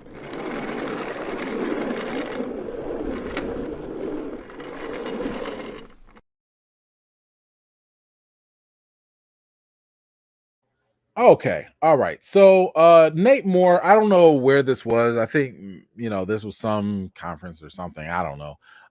But he was talking about the impact of the first Black Panther movie. And you know, he said a couple things, and I was just kind of like, let's talk about it. Just real quick. Just real quick, and then we're gonna talk about some other stuff too. So here's Nate Moore. Sorry, this is like the tiny video, but this is how it came. Here we go. you're focused on making the movie. Oh, let me start. Revelation, and that when you're making a movie, you're focused on making the movie. You're not sure if the movie's going to work. I don't think I understood the hunger for what this movie could mean for people, really until Comic-Con that summer when we dropped the trailer.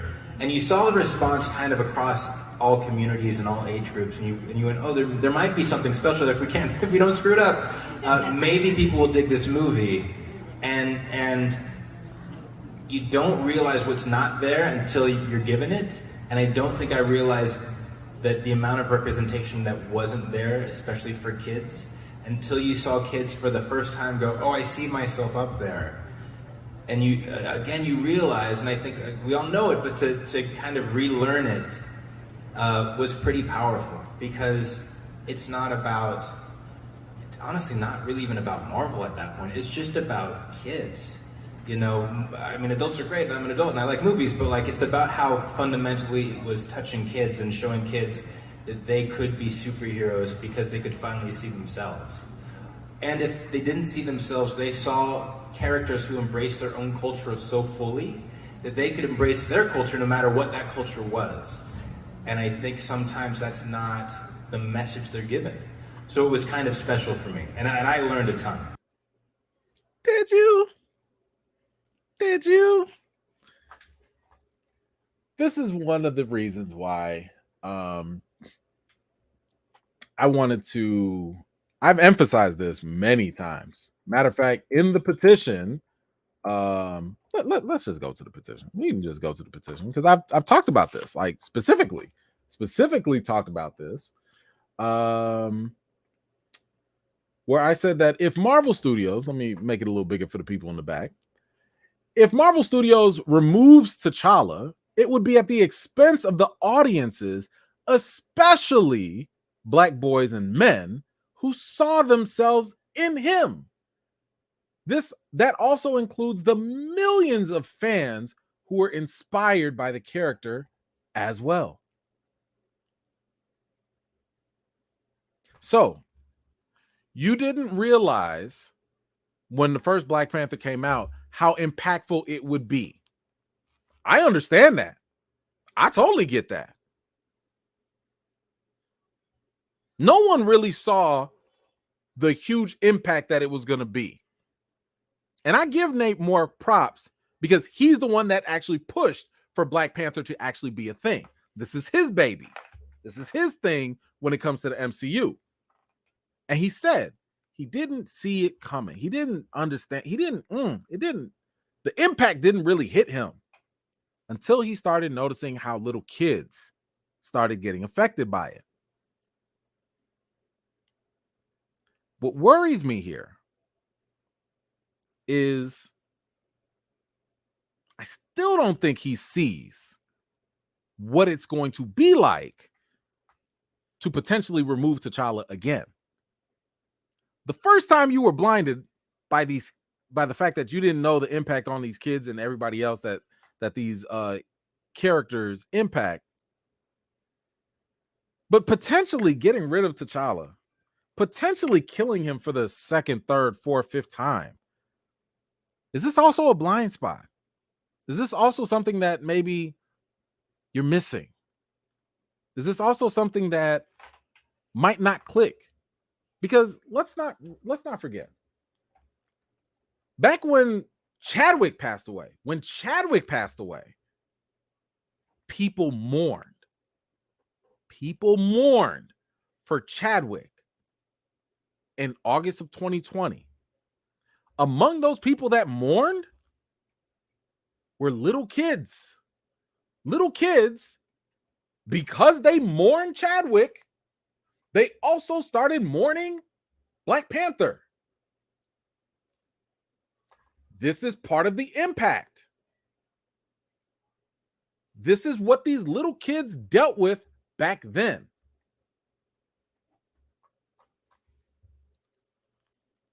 Why do you want to relive this 2 years later and double down on that, potentially?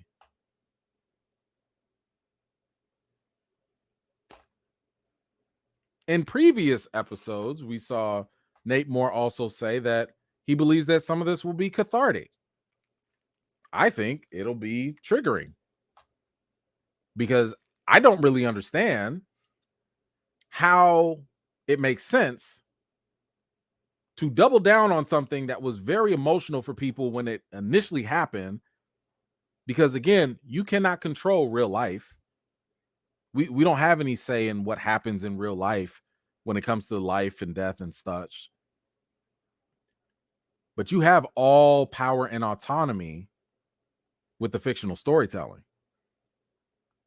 So if it's about the kids, if you learn this lesson about the kids, how is this helpful for kids to be like, hey, come on in, give us your money, and come see us kill your hero again? Come see, potentially, the end of the hero that you were inspired by. The one that you dressed up as, for Halloween or for your birthday or whatever. Yeah, we're going to get rid of that hero.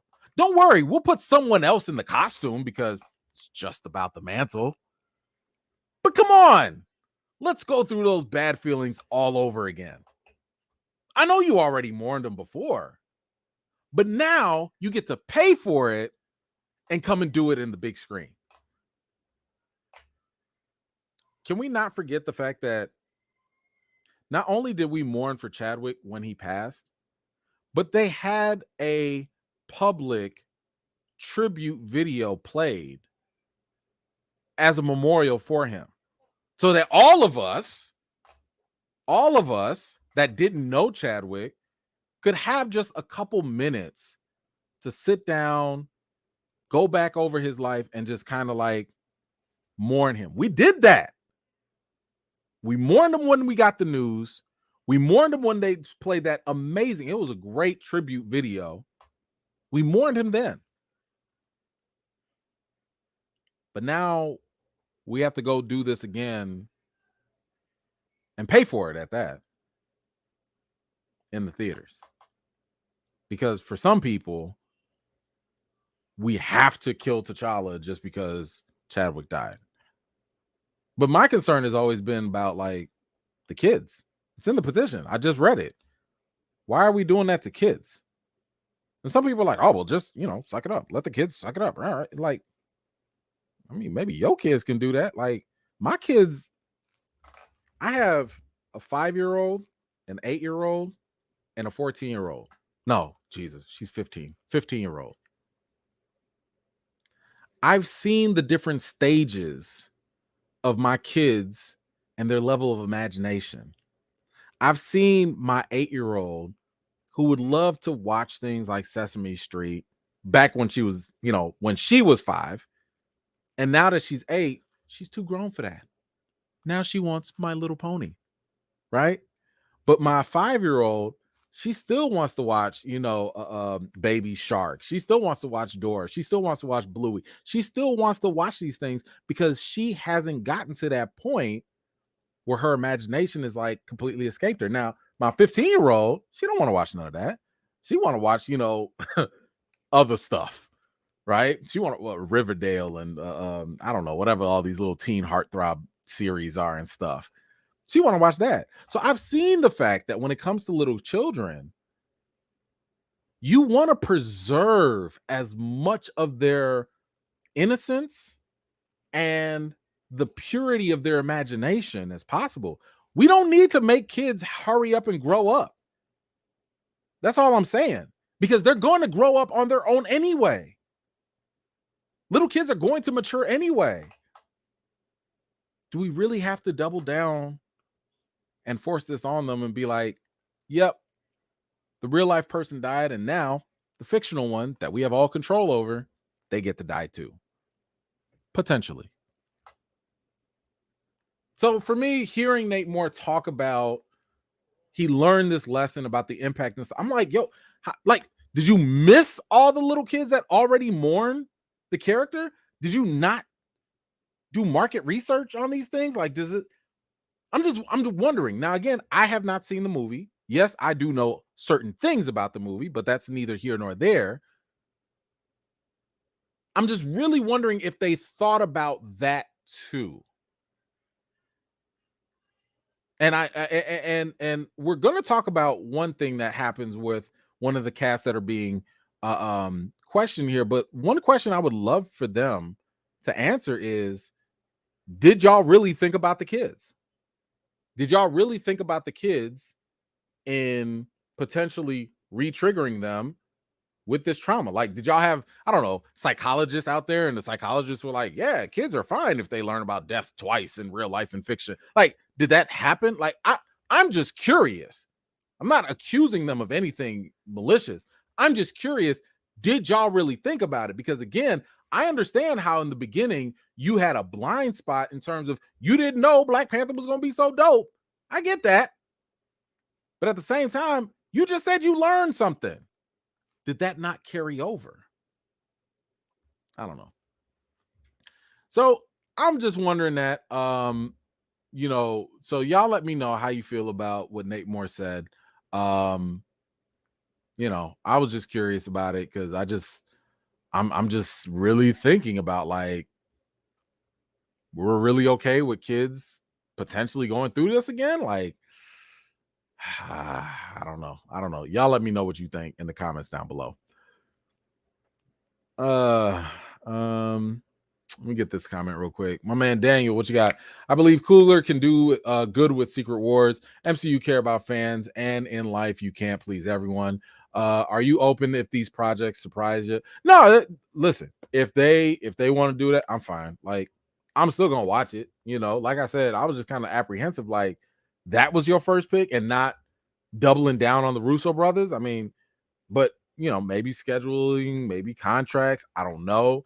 But one thing is true, Marvel does like to keep things in-house. We just saw that the Shang-Chi director is doing the Kang Dynasty. So like, it makes sense.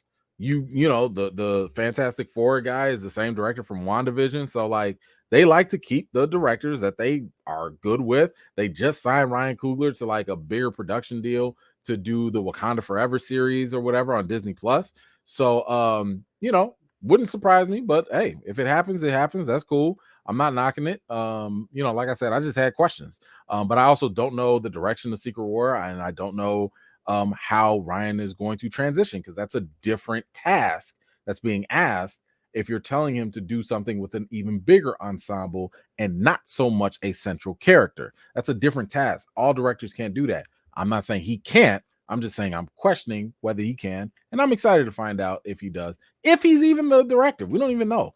But thank you for that. Puma, T'Challa is Black Panther. Recast T'Challa now. Thank you so much for that. I appreciate you, Puma. Team Tech Boy, they have to recast T'Challa. What I experienced and felt after watching Black Panther, I feel other kids should have the opportunity to experience as well. Thank you so much, Team Tech Boy. Appreciate that. And for those of you, if I'm not mistaken, I think you're 13, if I'm not mistaken. So that would say when Black Panther came out, you was what, maybe like 9, 10, something like that.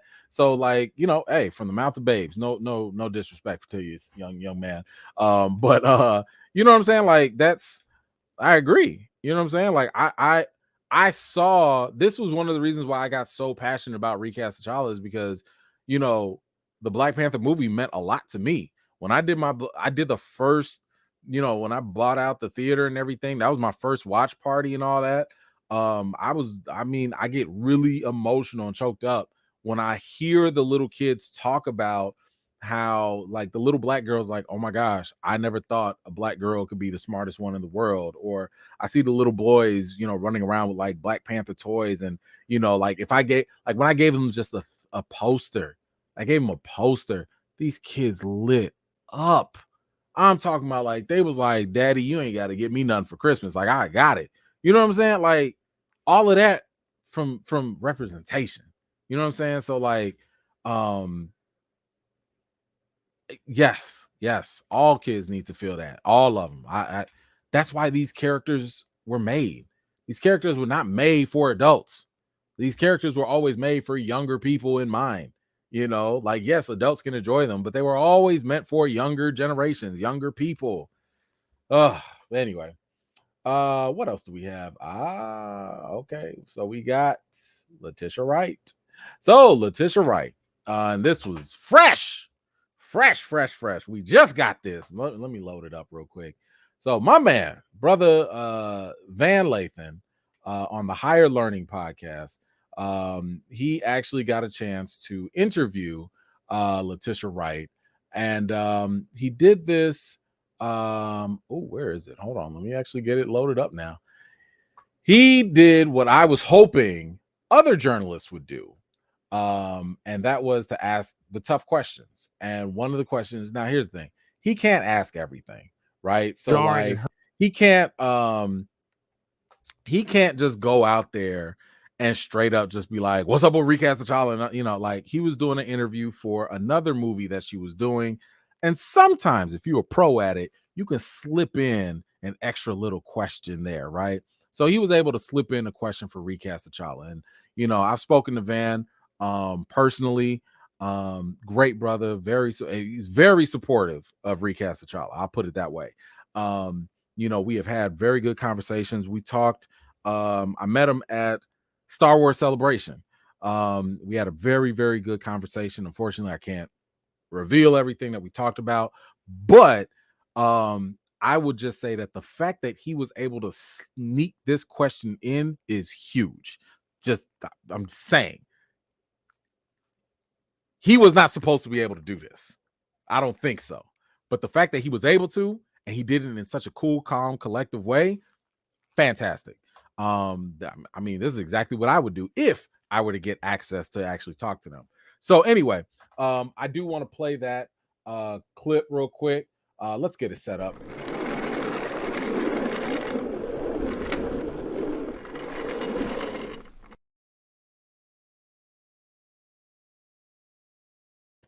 All right, so let's get that going with him. Where you at, man? There we go. All right. So this was him on the Higher Learning podcast, and he is asking Letitia Wright, aka Shuri, about recasting T'Challa. And here we go. It was so jarring and hurtful to wake up that morning and see that we had lost Chadwick Boseman. And part of me is afraid to go to the film and have to go through that again. Like, it's actually giving me chills right now. What do you say to people who didn't want to see the character die, that wanted to see the character either recast or moved on to save themselves that pain or to keep the story of T'Challa going forward? What do you say to people? Man, that's a very good question. It's hard because, you know, I understand, you know, as an artist, you have to be empathetic to what everybody's experience is, you know, with a story. And I understand how invested so many people are. It's hard for the outside world to understand what's happening for us as a team, because we are also grieving. So we are, as a team, trying to bring you something that honors him, because what we can't do is put it under the carpet. We can't just we can't just forget Chadwick Boseman. We cannot, you know, and we as a team are trying our best to bring you something that is honorable, something that helps you to join us and the Wakandan family on this journey of respecting his life, you know, because he did those films with all that he had going on. Man, and there's honor in that. There is respect in that, and one reason why we chose to continue doing the film is because like Ryan felt very strongly that Chad was just like, bro, like, you have to carry on, like you have to put this thing together and go out there and do it. So I would say to you to not be scared. We are very sensitive about how our audience members feel. We are with you guys. We are in pain with you guys, but at the same time, we want to bring you guys something that's honorable to our brother, something that's entertaining, and something that could leave a legacy, to add on to his legacy. And I hope you enjoy it.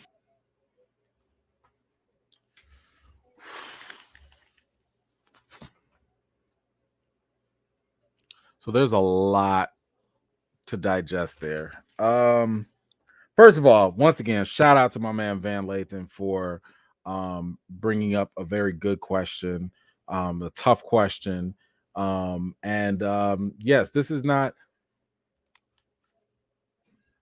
not something that the cast, I think, is going to have an easy time talking about. And I'm not talking about the emotional stuff. I'm talking about it's going to be very difficult for them to address what they want. Better yet, let me take that back. It's going to be very difficult for them to give the studio the automatic replies. You know, it's going to be tough for them to do that, given the plethora of supporting talking points that we learned from recast T'Challa. There's going to be so many things. Listen, this is one of the reasons why I brought up recast T'Challa before production started, because one of my ulterior goals was that, hey, Marvel, I'm going to give you all these reasons on why you probably should recast or why T'Challa should keep going. And I'm giving you time to readjust. And you can readjust in secret. You can readjust quietly. You could sit here and be like, oh yeah, we always plan to do that anyway. That's fine. I don't care. I don't care if you make me look bad. I don't care if you make the potential. I don't care if you be like, we were always going to do this. I don't care. Because what I care about is the franchise in general and the Black representation that comes along with it and the impact that it has on those that watch it and are inspired by it. I care about all of that. Like, I've never done this stuff for clout. I've never done this stuff for my name to get out there. I don't care about that. So I've put this stuff out here to really be like, it's almost like if you're a football team and I'm sitting here like, yo, here's the playbook. Here's the next play that we're going to run. It's going to be a pass play. I'm going to pass it to this guy. That's what recast T'Challa was kind of sort of like. It was kind of like, yo, T'Challa matters. And I'm trying to show you that people know that he matters. And I'm trying to show you that if you don't continue this character's portrayal, here are all the ramifications and ripple effects of that potential decision. Adjust. And they always have time to adjust because, as I've demonstrated many times, Marvel changes and does things with their story in pre, mid, and post-production all the time. Like, for years, they've been doing stuff like that. Things would start out one way and they change up the story in the middle, they change up at the very end, or they add a post-credit scene, or they take something out. They do that all the time. So I want to give that shout out first to Van for asking the question. But as you could see, I think Letitia gave an honest answer. I do think her answer was honest. But if you notice, it's not as polished as like the other questions and answers. You know, we've looked at some of their other things, you know, their other interviews and stuff. This was probably the first time that they really was like, I didn't think I'd have to answer this yet. Like, maybe when the movie comes out, we could have gotten that question, but I got to answer this now. So I kind of want to go through parts of her answer and just kind of address a couple things. Let's get to the first part of what she said. Man, that's a very good question. It's hard because, you know, I understand, you know, as an artist, you have to be empathetic to what everybody's experience is, you know, with a story. And I understand how invested so many people are. It's hard for the outside world to understand what's happening for us as a team. All right. So let's pause right there. First of all, definitely appreciate her empathizing, which I think if anybody can kind of pick up on, they are aware of recast T'Challa. This is not something that like just started trending a couple days ago or whatever. They know what recast T'Challa is. They know, they've had press meetings about these things. It's not something new for them. But I want to say a shout out and an appreciation to her directly for, at the very least, saying that they understand and empathize with the feelings. Because at the end of the day, whatever side you're on with things, you always want to, at the very least, be heard and understood. That's all, right? Now, when she was saying that it's very hard for us to understand what they're going through, I agree with that to an extent. Did we work with Chadwick Boseman? No. Were we on set with him all the time? No. Did we do, you know, all the activities and friendships and stuff that they've had? No. There's no question about that. Obviously, they were very close. With that said, I think everyone was fully aware of the toll this was going to take on the cast. If anything, the first thing people were thinking about, for some people, before even the man's family, they were more concerned about the cast and crew.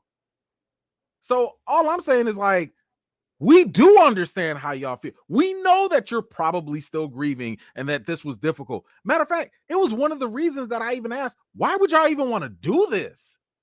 Why would y'all, as actors, potentially, because we've seen leaked footage of a funeral scene or, you know, all this other stuff or whatever.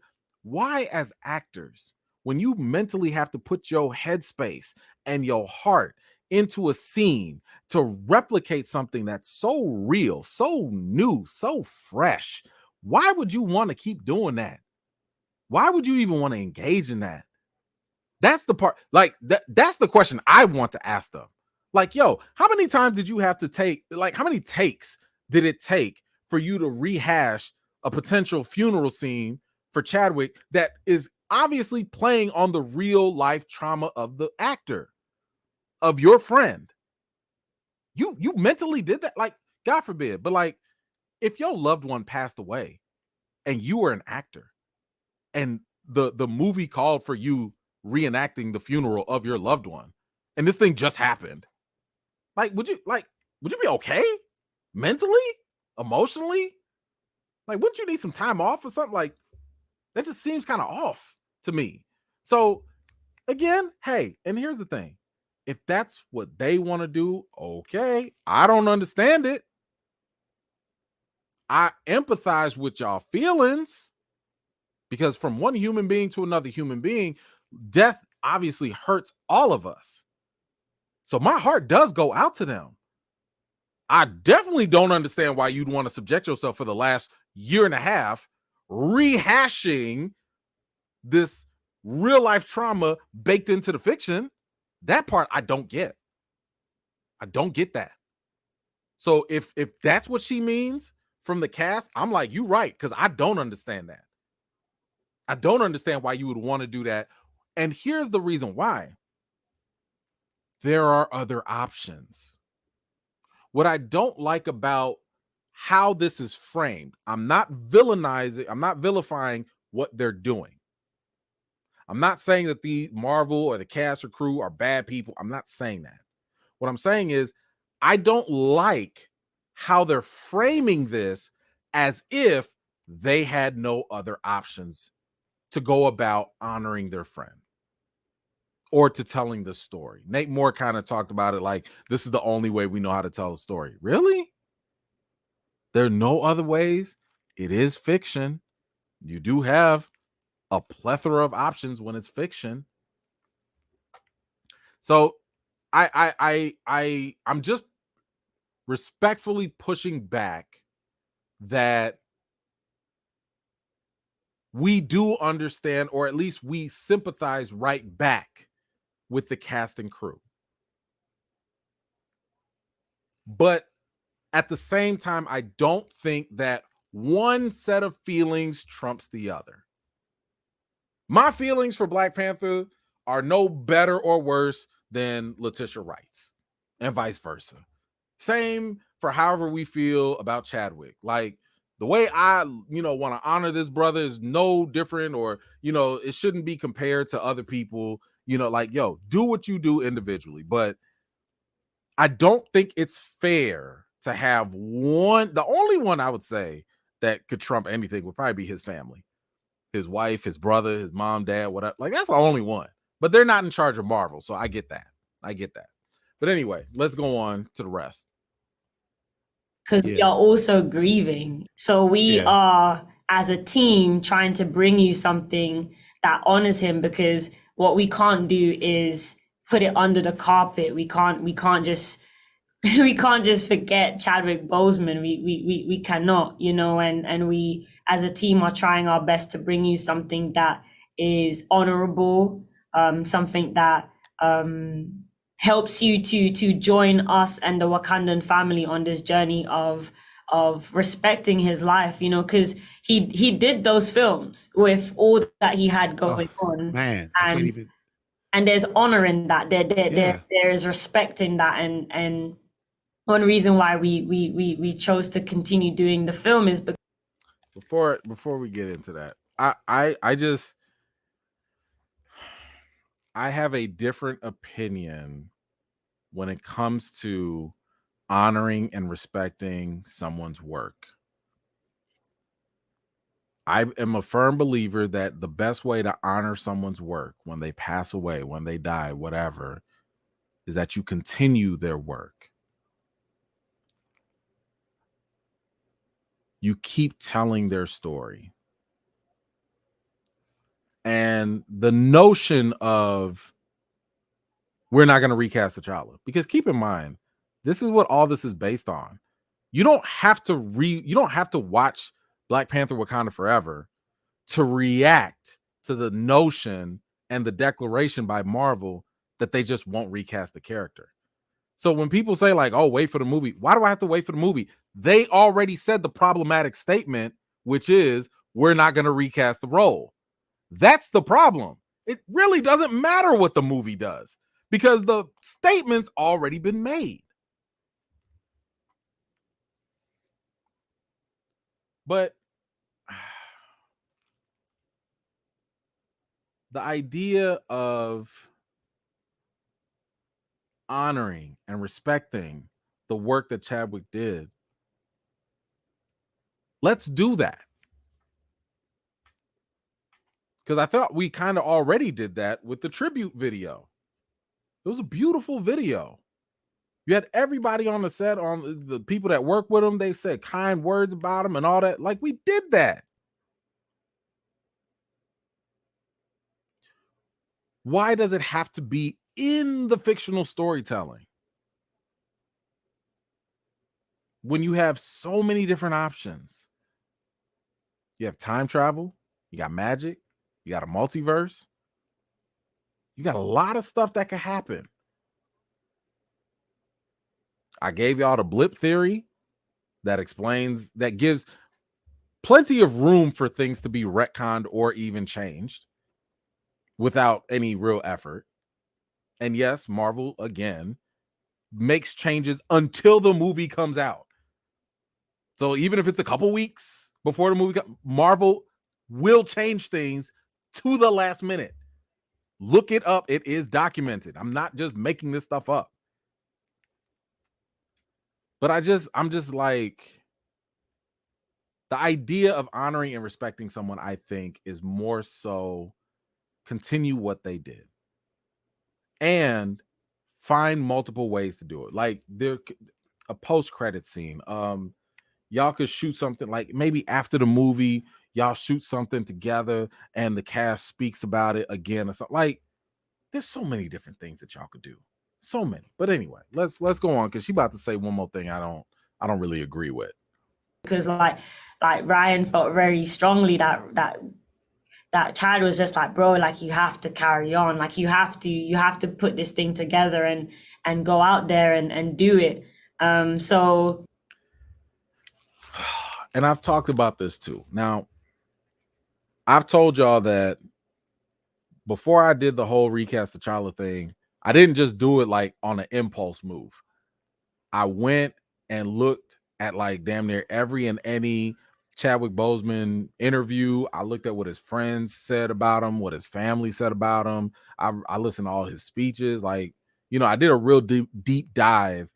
And here's the thing. I think it was the Trevor Noah, when he was on the Trevor Noah show, the Daily Show, and he did his little interview there. Chad was very involved. He was very involved. Like, he was the one that made sure that they had African accents. You know what I'm saying? Like, Marvel wanted to give them, black folks, African folks, European accents. And Chad was like, we don't do that here. Okay? So when you say things, whether it's, you know, the cast, crew, Ryan, or whatever, that Chad would have wanted you all to continue, you're right. He would have, because he cared about the franchise. He cared about the depiction. He cared about the portrayals. He listened to all of his interviews during the press junket for Black Panther. He was very keenly aware. He was hyping up other characters. He was like, yo, I need people to see Okoye and my sister Shuri. I'm the main character, though. Right? He said all of this stuff. So is it accurate to say that he absolutely would have wanted them to keep going? Yes. The misleading part about that is I don't think he would have been on board with not recasting the role. His brother has said that. His brother, who, by the way, has known him longer than the cast and crew. His brother, who knew him all his life. His brother, who has, you know, said that he's had conversations with Chadwick, and based on those conversations, he believes that Chadwick would want the role to continue. Of course, I have receipts. I will present those later. So it's a little disingenuous to push the notion that Chad would want this to continue, but also be cool with T'Challa ending. That is not consistent with the way Chad worked for the role, nor what his friends and family have said about him and how he views the roles, nor his own actions when it comes to looking behind him and making sure that actors get roles and good opportunities. So I get a little cringy whenever they talk about like, yeah, Chad would want us to continue. Yeah, he would, but would he want you to kill him off for the second, third, fourth time? I don't think so. Let's also not forget the man had an option in his contract while he was facing cancer. He had an option in his contract to still be in Black Panther 3. That does not sound like somebody who'd be content with having his role end, especially when you find out. I got a video on that too. When you hear about Chadwick talking about how important T'Challa is, he knew what T'Challa. It was during like a speech, an award ceremony for Stan Lee, and he was giving Stan Lee props on making T'Challa, but at the same time, he realized how important T'Challa was. So, yes, it sounds good and saying like, yeah, Chadwick would have wanted us to keep going, but like, that doesn't mean he would have okayed everything and be like, yeah, kill my character off. Kill that leading role off. That leading role that could go to another Black actor. Kill that off. That's not cool. But anyway, let's go on. She had something else to say.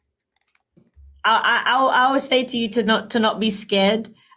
We are very sensitive about how our audience members feel. We are with you guys. We are in pain with you guys, but at the same time, we want to bring you guys something that's honorable to our brother, something that's entertaining, and something that could leave a legacy to add on to his legacy. And I hope you enjoy it.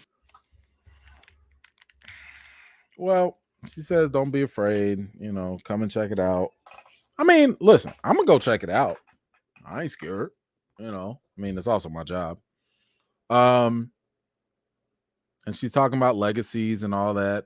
I mean, look, there are two things here. One, you can't have a legacy if you stop telling the story of that legend. No one talks about the $6 million man or the actor because it hasn't been recast. That should not be the case with Chadwick and T'Challa. Yes, you're going to have other people be Black Panther. That's not the point. We're talking about T'Challa. T'Challa is more important than the mantle of Black Panther.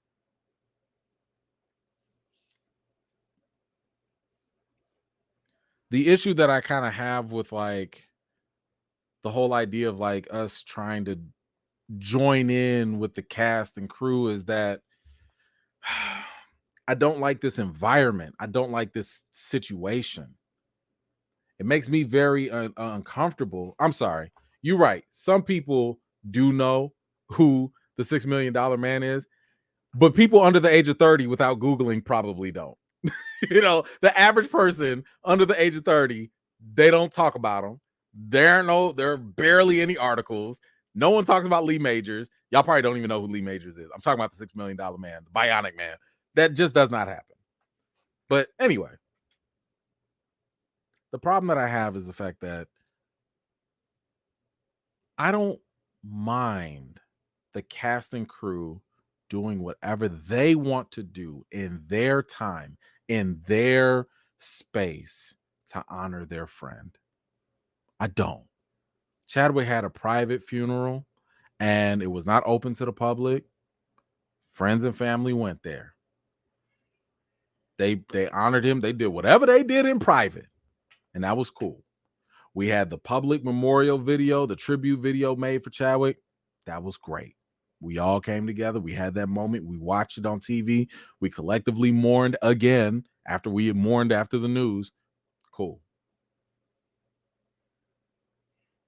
What I don't like is what's happening now is the cast is now imposing their grief on us.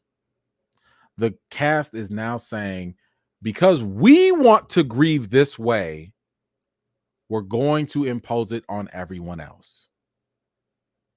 And I understand some people can say, well, you don't have to go watch the movie. You don't have to go see it. And that's true.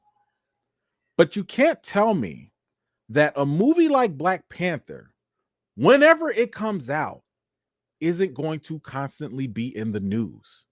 You can't tell me it's not going to constantly trend. You can't tell me that it's not constantly going to have articles written all about it. You cannot tell me that people are not going to play videos or post pictures or do anything and rehash everything again the moment this movie comes out. So what I'm saying is, like, imagine if you are one of those people that has already grieved, you've mourned multiple times and it's been 2 years, and you don't want to be subject to any of that stuff again. You can't escape it when a global movie through the Marvel machine comes out. And I'm sitting here thinking to myself, like, the family, who, by the way, at least his brother, is pro recast T'Challa. They've mentioned how they're still grieving. We talk about empathizing with the cast and crew, but, like, again, I don't hear a lot of people talking about the family, because a lot of people just assume that the family just agrees with whatever Marvel says or does. There's been nothing reported or documented to suggest that's actually happened. There's not one. I've been asking an open call, anyone and everyone, if there's anything that has been reported or documented of the family being fully in support of whatever the creative decisions are. Because again, this movie is dedicated to Chadwick. That's why the family input does kind of sort of matter, because they're dedicating this to Chadwick. If it was not dedicated to Chadwick, fine, Marvel, do whatever you want, but y'all trying to do this for Chadwick. There's nothing documented about what the family actually says, except for the fact that they believe Chadwick would have wanted the role to continue and to be recast. That's all. That's the only thing that's actually documented. Everything else is assumption and speculation that's not based on anything. Imagine the family having to go through that again. That's what I think about. I sit here thinking about, like, because I try to think about everyone. I try and think about the cast. I think about the crew. I think about the family. I think about us as the fans. I think about the little kids. And I'm like, yo, take a break with T'Challa if you have to. I get that. Take a break. Let's mourn. Let's have that pause. And we ain't got to rush into this. But damn, like, y'all really want to pull us all into your collective grief? I don't think that's fair. Because like I said, even if you don't pay to go see the movie, you're still going to get those images. You're still going to get the commercials. You're still going to get the social media feed. You're still going, it's going to be everywhere. For the people that don't want to relive the trauma with you, it's still not going to be fair, because they're still going to be everywhere. Y'all can do whatever y'all want to do in private, but a movie is not a private affair. It's a global public thing. That's what makes me so uncomfortable with the cast saying, this is our grief, here it is. Take it. Everybody don't grieve the same.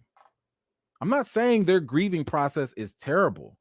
What I'm saying is I don't like the outlet of it. I don't like I don't care if they wanted to do a personal reenactment at Chadwick's private funeral. That's what y'all could do in private. Y'all not inviting us to that. That's fine. Y'all do whatever y'all want to do. But y'all doing this for public consumption. That's where I get a little iffy with all that. So it's just, but listen, I've never sat here and attacked their motives or their hearts. I think that they all mean very well. I think that, who the hell is trying to call me? No, the hell? I think that they mean very well. I think that they're doing everything that they think is right. I just have a difference of opinion. That's all. Anyway, what do y'all think about Letitia Wright's comments? How do you feel about them? Let me know those in the comments down below. I got one more thing that I'm gonna show y'all. Of course, I got a couple more receipts. But before I do that, I know I got a lot of comments, so let me scroll up because I know I was talking. See if I catch them. I don't want to miss nobody. All right, got that one. Okay. Hold on. I can't wait to read all y'all comments after this. Conspiracy theories. Who's doing conspiracy theories? I want to read them. Low key back at it. Marvel, maybe Marvel's lying and they need the realest emotions from the actors now. Honor Chadwick and they plan on bringing him back by the end. I don't think this is something they want to play with. This is not. Listen, as recast T'Challa as I am, I would call them out on that too. Like, don't sit here playing with people's emotions when a real person has passed away. This ain't the time to be cute and play coy and be like, haha, we was just playing. Like, no. They can't. Don't do that. Don't do that. Like, I hope not. Now, yes, I hope for a recast, but not that way. I think that would just be bogus, and they would get a lot of pushback from that, recast or not. But thank you, low key, for that. I appreciate the comment. Daniel, what you got? I don't think she's lying. Coogler wouldn't put something intentionally triggering. Marvel did have plans for him with Black Panther 3 and a T'Challa spinoff. Yes, I don't think she's lying either. It's not necessarily like, it's almost like, I guess, a lie of omission, you know? So it's kind of like, yeah, that's the truth, but it's not the whole truth, you know? And I don't think that Coogler is doing anything intentionally triggering because I think he believes that what he's doing is fine. I disagree with that potential direction. Because they were talking about doing the legacies, and according to some of the rumors that were out there, so again, take it with a grain of salt. Maybe it happens, maybe it doesn't, but one of the speculations was that T'Challa got like some little hidden baby somewhere, and that's going to continue his legacy.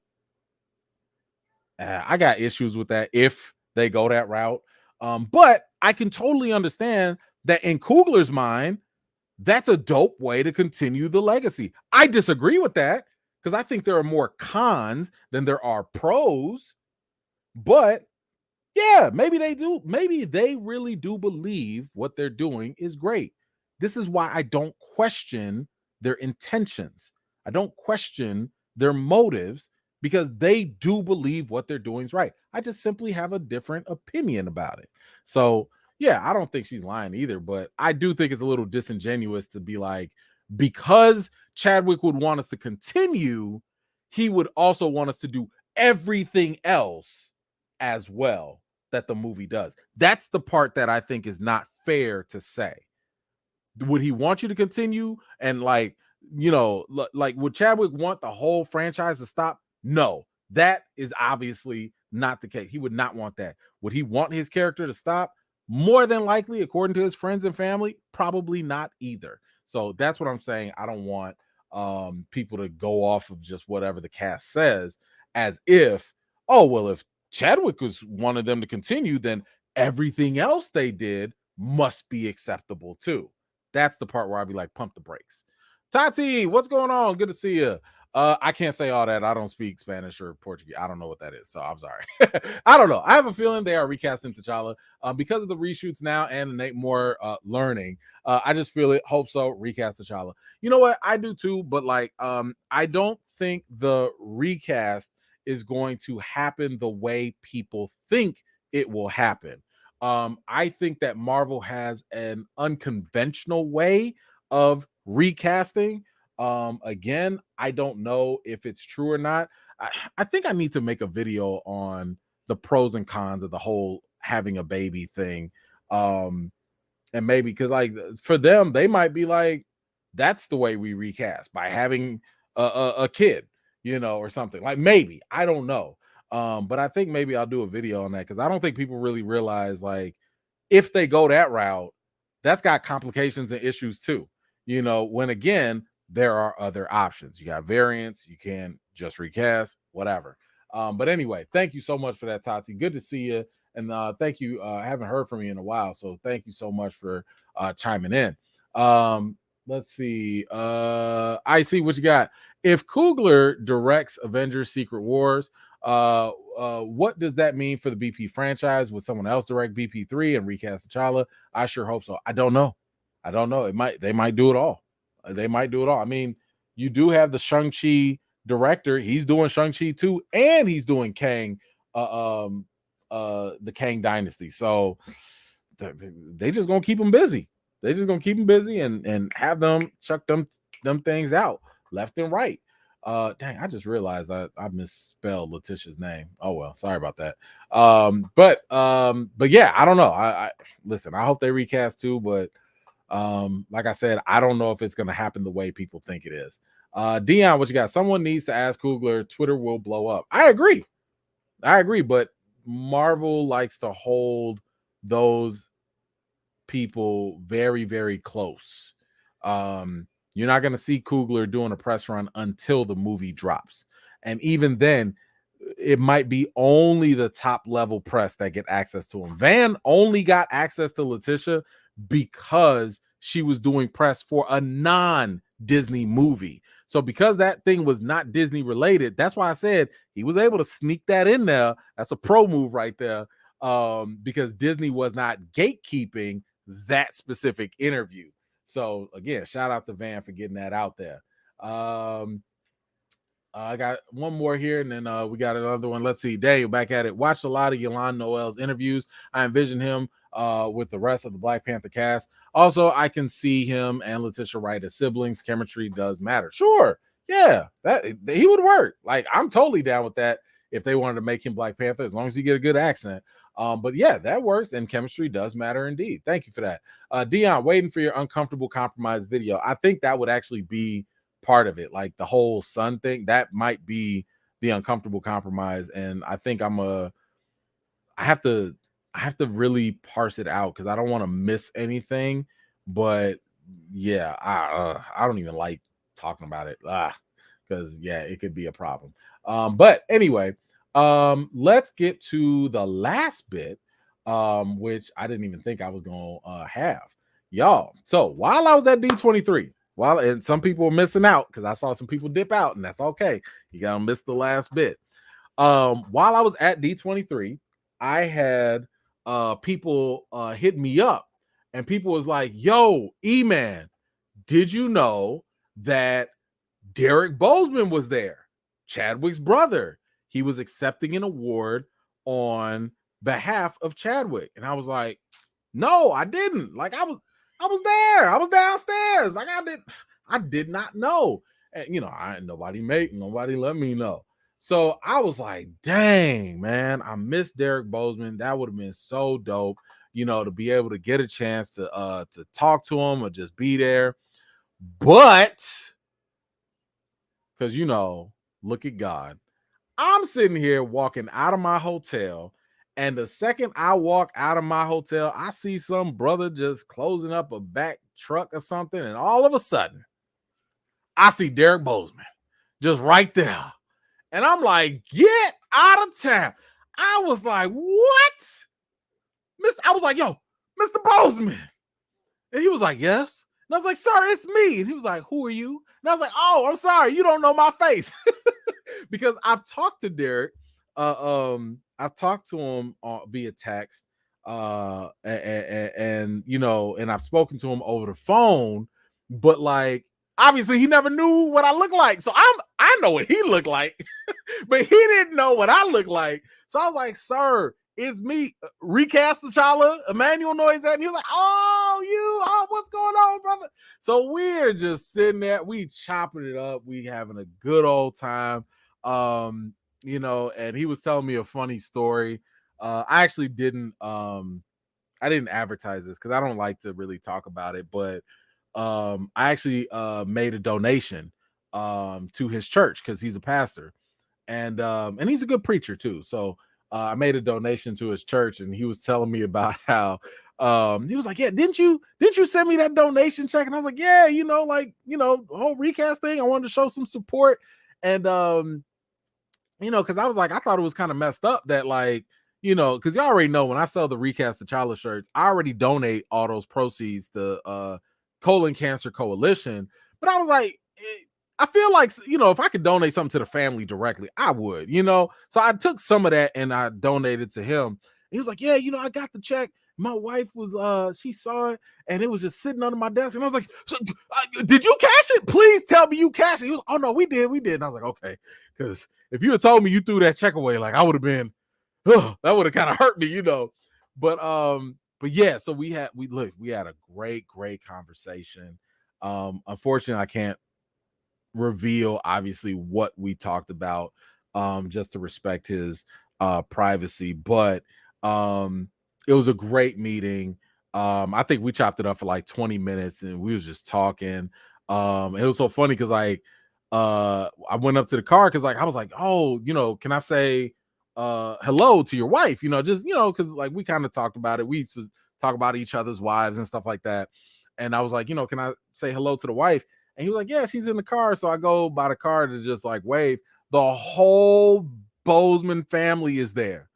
Mama, daddy, I think some cousins, the wife, and Chadwick's wife was there too, his widow. And I probably said something stupid because I didn't know all of them were in there.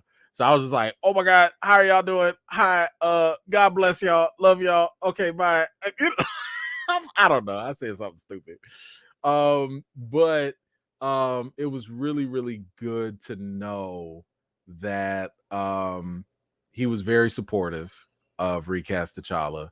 And the thing that I'm going to talk about hopefully next week, I brought it up to him. So when you tune in next week and you hear the announcement that I'm gonna give next week, just know that that I did bring this up specifically to him, and he was like, I like that. Cool. That's all I needed. All I needed was for somebody who knew the brother, who knew Chadwick, to kind of, I'm not saying he was like, yes, I fully endorse, but I'm saying like, yo, you tell me cool, that means I'm not doing something, bad or against the family or whatever. So the fact that he was very okay with this thing that I'm about to do and I'm gonna announce next week, that gave me a really, really nice sense of validation right there. So with that said, we started talking about his speech because I was like, man, I missed you. If I had known, I would have been in there to support you and all that. And he was like, man, they didn't play the video. And I was like, you're right, because I've been looking for Derrick's speech. And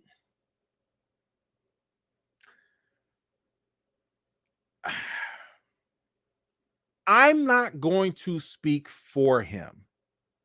And I'm not going to reveal what he said. But he did encourage me to watch the speech. With that said, I got a copy of the speech. He actually sent me a copy of the speech. And I'm going to play the speech for y'all too. And again, I'm not going to speak for him, but there are things in the speech that I think mean more things than they came off. I'm gonna say it that way, and I'm gonna leave it there. Now let's get it cracking. This is gonna be our last one.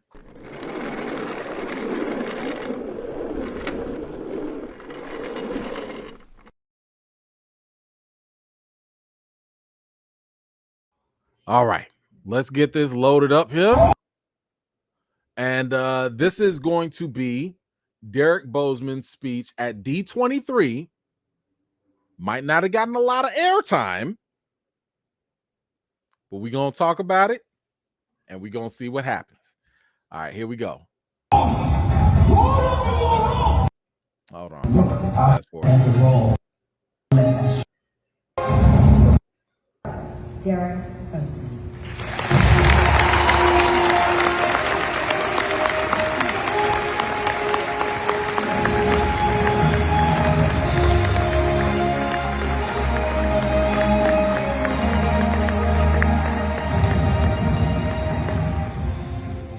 I don't know if Josh is still here or not.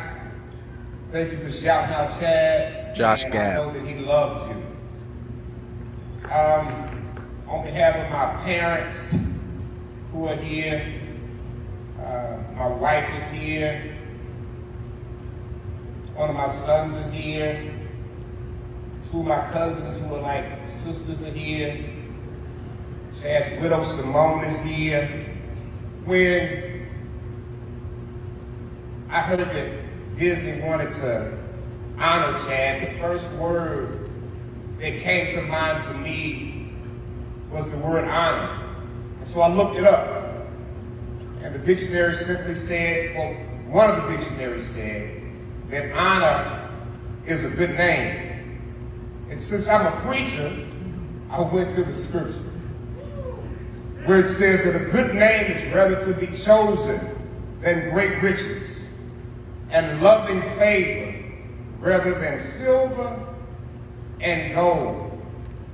As I think about my brother and this honor that's being bestowed upon him, first of all, I wish that he was here to receive it. Him not being here has been a point of immense pain for my whole family. But as I think about him, I think about how he honored our parents, how he honored his family, how he honored even his friends, and he made sure that his friends also had good careers. I'm sorry. I'm just going to rewind that back a little bit of what. Hold on. I think he said something very important there. I'm just going to rewind that. How he honored even his friends, and he made sure that his friends also had good careers. In case you missed what he said that he honors his friends to make sure that they have good careers. He wanted to make sure that his friends had good careers. We'll talk about that later. How he honored all the contracts that he signed, except for the last one. But he honored them with his blood, his sweat, his tears, as he played these roles and was taking chemo at the same time. Some of these roles that had him doing things that were physical.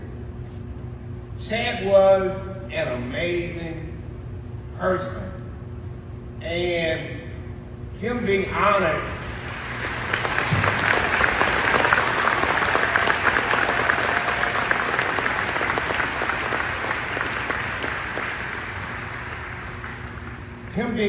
today is no surprise to me, because he spent his life from childhood until today always being recognized and receiving honors. He also honored his widow. He was so strong that even in his last days, 6 days before he died, he honored the promise that he made to her, and he married her. I close with this. Plato is credited with coining the phrase that art imitates life, since we're talking about storytelling. From what I know about history, he probably stole that phrase from Kemet or Egypt, from Imhotep. But Oscar Wilde came behind him, and he said that life imitates art. And in his case, meaning Chad's, it seems that life is imitating art. And if we pay attention in this thing called storytelling, a story is being told to us all, and it's often played out in cinema. As I take my seat, I want to say that before the pandemic, Netflix had a movie called Pandemic. Thank you for honoring my brother. And I want to say, Chad will always love you. And Mom and Dad will always love you. My mom was supposed to give this speech, but she gave it to me. And to me, you and Daddy are also legends. Because it takes a king and a queen to create a king.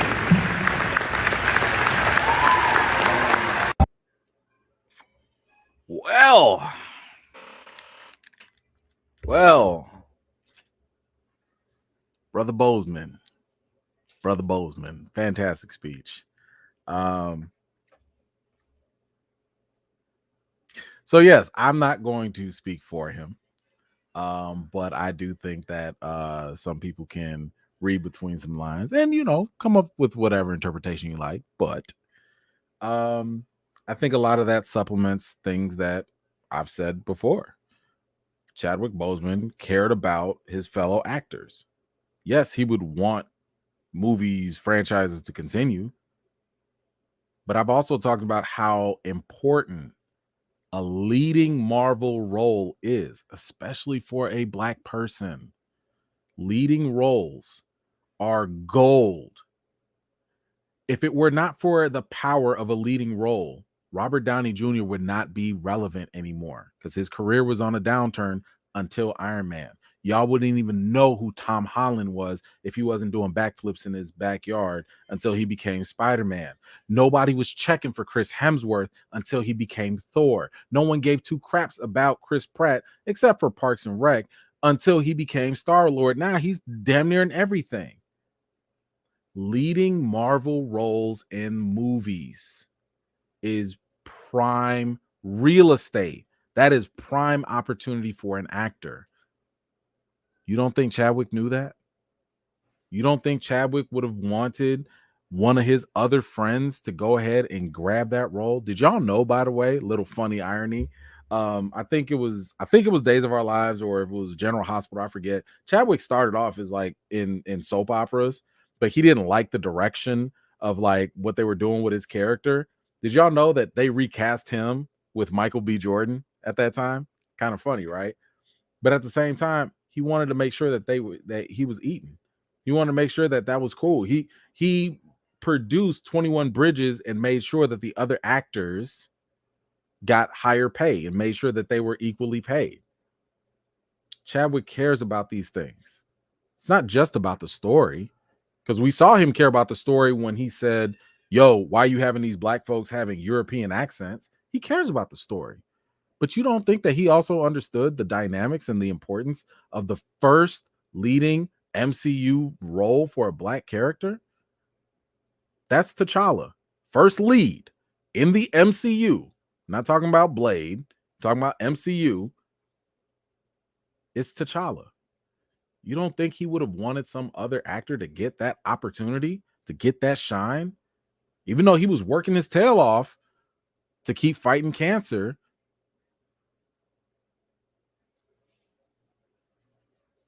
His brother knew this of Chadwick. Derrick knew this was Chadwick's mindset. So if Derrick sits here and says, I think based on my conversation with my brother, he would have wanted the role recast, I'm inclined to side with that. That sounds like a much more primary source than Marvel. And then when he threw in there, life imitates art. See, Derrick be thinking he's slick. You know, but hey, all joking aside, this is one of those things that like I've kind of said Marvel should stray away from. Art does not need to imitate life.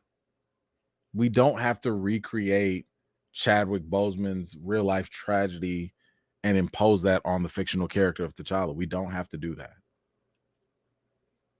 I've told y'all it's very similar to having Paul Walker's character in Fast and the Furious, Brian, having him die in a car crash just because Paul Walker tragically died in a car crash. You know how awkward that would be? You know how like weird that would be for the cast, for the crew, for everybody there? Hey, let's mimic exactly what happened. So I'm just saying, I'm not saying that is exactly what they're doing. I'm just saying, I hope that's not what they do. I hope they don't make, T'Challa just die of cancer. When, by the way, Wakanda has a cure for cancer. If you read the comics, they've cured cancer a long time ago. Reginald Hundlin run. But yeah, it'll be a very sad thing, I think, if they do try to mimic or replicate that. I think that'll be problematic. But anyway, that's all I got for today, y'all. I appreciate y'all taking the time to hang out with me. It's late, man. We almost made it an after dark show. It's very, very late, but yeah, I appreciate y'all. Damn, 4 hours. Sorry. Oh, I gotta tell my wife sorry.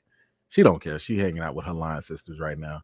Oh wait, did I miss a comment? I hope not. Sorry if I did. Let me scroll up, make sure I didn't miss nobody. But let me know, what did y'all think about Derrick Boseman's speech? What did you think about what he had to say about Chadwick looking out for his friends' careers and all that other stuff? Y'all let me know. Anyway, I gotta go watch a bunch of stuff. Power of the Rings, Andor. We finna watch Dumb Dragons. Make sure you watch that on Sunday. We're gonna talk about that on Monday. Like I said, no live next Friday because birthday. Woo! But I'll try and reschedule for either Thursday or Saturday. She-Hulk on Thursdays. Yeah, I think that's about it. Make sure y'all follow me. I'll give some more updates on things in the meantime. But anyway, I want to thank y'all again for taking the time to watch. Is he up? Kobe, wake up. You don't sleep. Wake up. You know how dogs be sleep, but they don't really be sleep because the second you move, they open their eyes and stuff. Come on. Let people want to see you real quick. Come on. Yo, huh? Yeah, I thought you were asleep. Yeah, I thought you were asleep. Liar. Come here. Hey. I don't want none of that nervous pee.